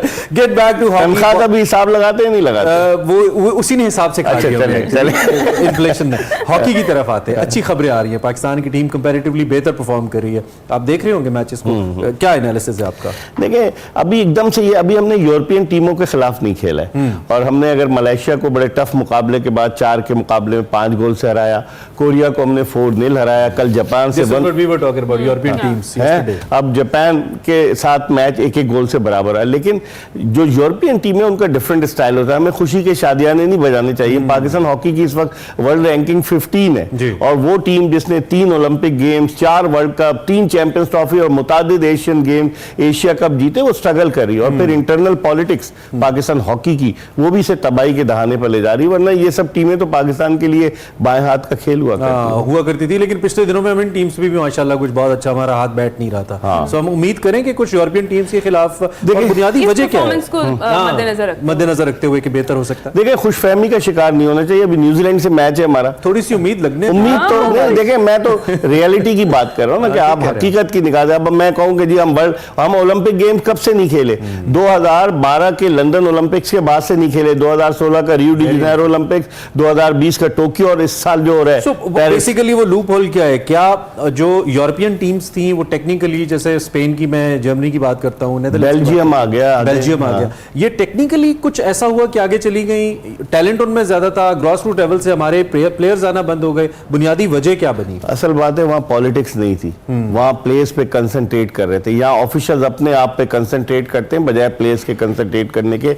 आपने देखा होगा पीएचएफ के प्रेसिडेंट और पीएचएफ के जो सेक्रेटरी दोनों कंट्रोवर्शियल हैं, वो हॉकी स्टिक लिए खड़े हुए। आपका क्या काम है? आप बाहर बैठे, टीम को आप सपोर्ट करने के लिए गए, बाहर से बैठ कर करें। तो जो ओहदों की हुसूल की जिद्दोजहद जो है ना, इसने भी पाकिस्तान हॉकी को तबाही के दाने में पहुंचाया। लेकिन टैलेंट है, इन लड़कों में पोटेंशियल है, इन पर पैसे लगाएं, बजाय इसके कि 2 आदमी चले गए, 2 और लड़के चले जाते तो ज्यादा बेहतर नहीं था? एज एन ऑब्जर्वर ही ले जाते उनको, लेकिन ये खुद जाने के चक्कर में डॉलर्स में, और लड़कों को $200 डेली अलाउंस मिलता था, तो कम करके 20,000 रुपए कर दिया गया। वो बहुत सारी चीजें हॉकी में, कभी आप करेंगे तो कहां तक सुनोगे, कहां तक आप ये कह रहे हैं कि ऑफिशियल शशके जो है ना, ऑफिशियल्स के खत्म होने चाहिए, गन बंद नहीं होते।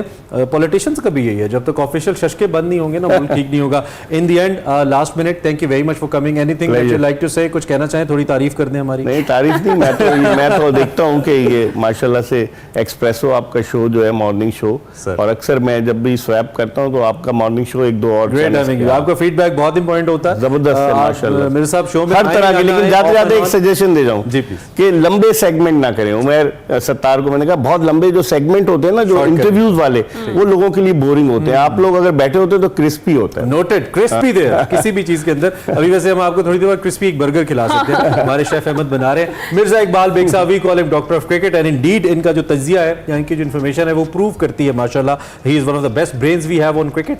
और इनके मशवरों को अगर वैसे थोड़ा बहुत क्रिकेट बोर्ड कुछ जगहों पर कंसिडर होते भी हैं, इनके सवालात का मोहसिन नकवी साहब जरा तसल्ली से जवाब देते हैं प्रेस कॉन्फ्रेंसेस में, हमने देखा है। It's good. अब हम एक ब्रेक लेते हैं, ब्रेक के बाद आपको आखिरी सेगमेंट में ज्वाइन करेंगे।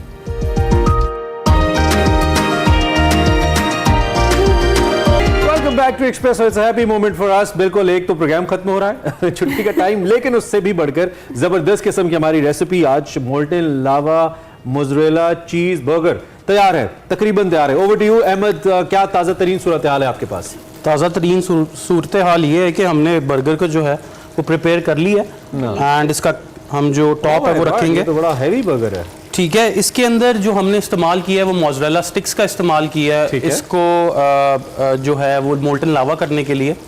और जो स्पेशल सॉस के बारे में जो मैंने आपको बताया था, विच इज़ वेरी स्पेशल और हमारे रेस्टोरेंट में भी यूज़ होती है, that is Harbi mayo sauce. अरबी मायो सॉस के लिए मैंने 1 कप जो है वो मायो लिया है और इसमें pinch of salt and pinch of paper डाला है। इसी के साथ इसमें ग्रीन चिली, गार्लिक, एक क्लोव और इसी के साथ एक ग्रीन चिली मैंने डाली है। सराचा सॉस होता है, कहीं भी मार्केट से आपको मिल जाता है, 1 टेबलस्पून मैंने वो इस्तेमाल किया है। और ये जो है हमारी स्पेशल बर्गर सीक्रेट सॉस जो है वो तैयार हुई है, जो कि हम बड़े मज़े से खाते हैं और पे भी करते हैं और लेते भी हैं। और आप घर में अब इजीली आप बना सकते हैं। ये बाहर तो कम से कम 1000-1200 रुपए का बर्गर है, ये इतने का ही पड़ा है? जी बिल्कुल, घर में हमें इतने का नहीं पड़ेगा। घर में ऑब्वियसली हमें हाफ एंड हाफ का फर्क पड़ता है। और अगर मैं आपको कट करके दिखाऊं, जिस चीज़ की हम बात कर रहे थे, दैट इज ये देखें। So we can see that lava coming out, right? ठीक है, ओह ग्रेट। ये देखें, मैं आपको एक बार इसको असेंबल करके दिखाता हूँ। अहमद, क्या खुशबुएं आपने स्टूडियो में फैला दी हैं। ठीक है, इसी के साथ इस पे चिकन के पीसेस जाएंगे। ठीक है।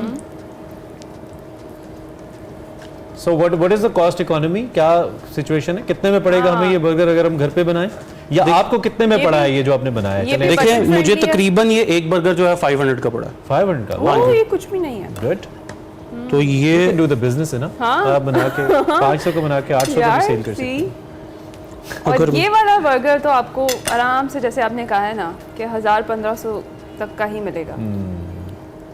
ये देखें, ये है चीज, इसी वजह से इसको हम भाई बहुत सारे चैनल्स अपने शेफ्स ला के हमारे कंपटीशन में आते हैं, बट अहमद जैसा जायका भी तो लेके आए ना आप अपने हाथ में। देखिए, ये जो है बहुत ज़्यादा आजकल फेमस हो रहा है और इसी वजह से ये महंगा भी हो रहा है। आगे आगे जाके ये इसकी जो कॉस्ट है वो गिरेगी जब कंपटीशन में आएगा। लेकिन इस वक्त जो है ये मार्केट में तकरीबन 1200 से 1000 रुपए का चल रहा है। हम इसको खुद सेल कर रहे हैं। ठीक है, इतने का तो आप इसको घर में इजीली बना सकते हैं। और मैं कहता हूँ कि घर में बना लें बनिस्बत है कि आपने बाहर से खाना है। हेल्थ पे कॉम्प्रोमाइज ना करें। रेस्टोरेंट पे लोग डिस्काउंट मांगेंगे। अच्छा अहमद, अब एक बार इसकी जरा राउंड अप रेसिपी कर दें हमें। रेसिपी इसमें मैंने सबसे पहले जो है चिकन को ग्रिल करना है। अगर आपके पास ग्रिलर नहीं है तो मेरी तरह पैन रोस्ट कर लें, जिस तरीके से मैंने पैन में रोस्ट किया था। सॉल्ट, पेपर, मायोनीज थोड़ा सा लगाया, मस्टर्ड मैंने लगाया और लेमन जूस लगाया, गार्लिक लगाया।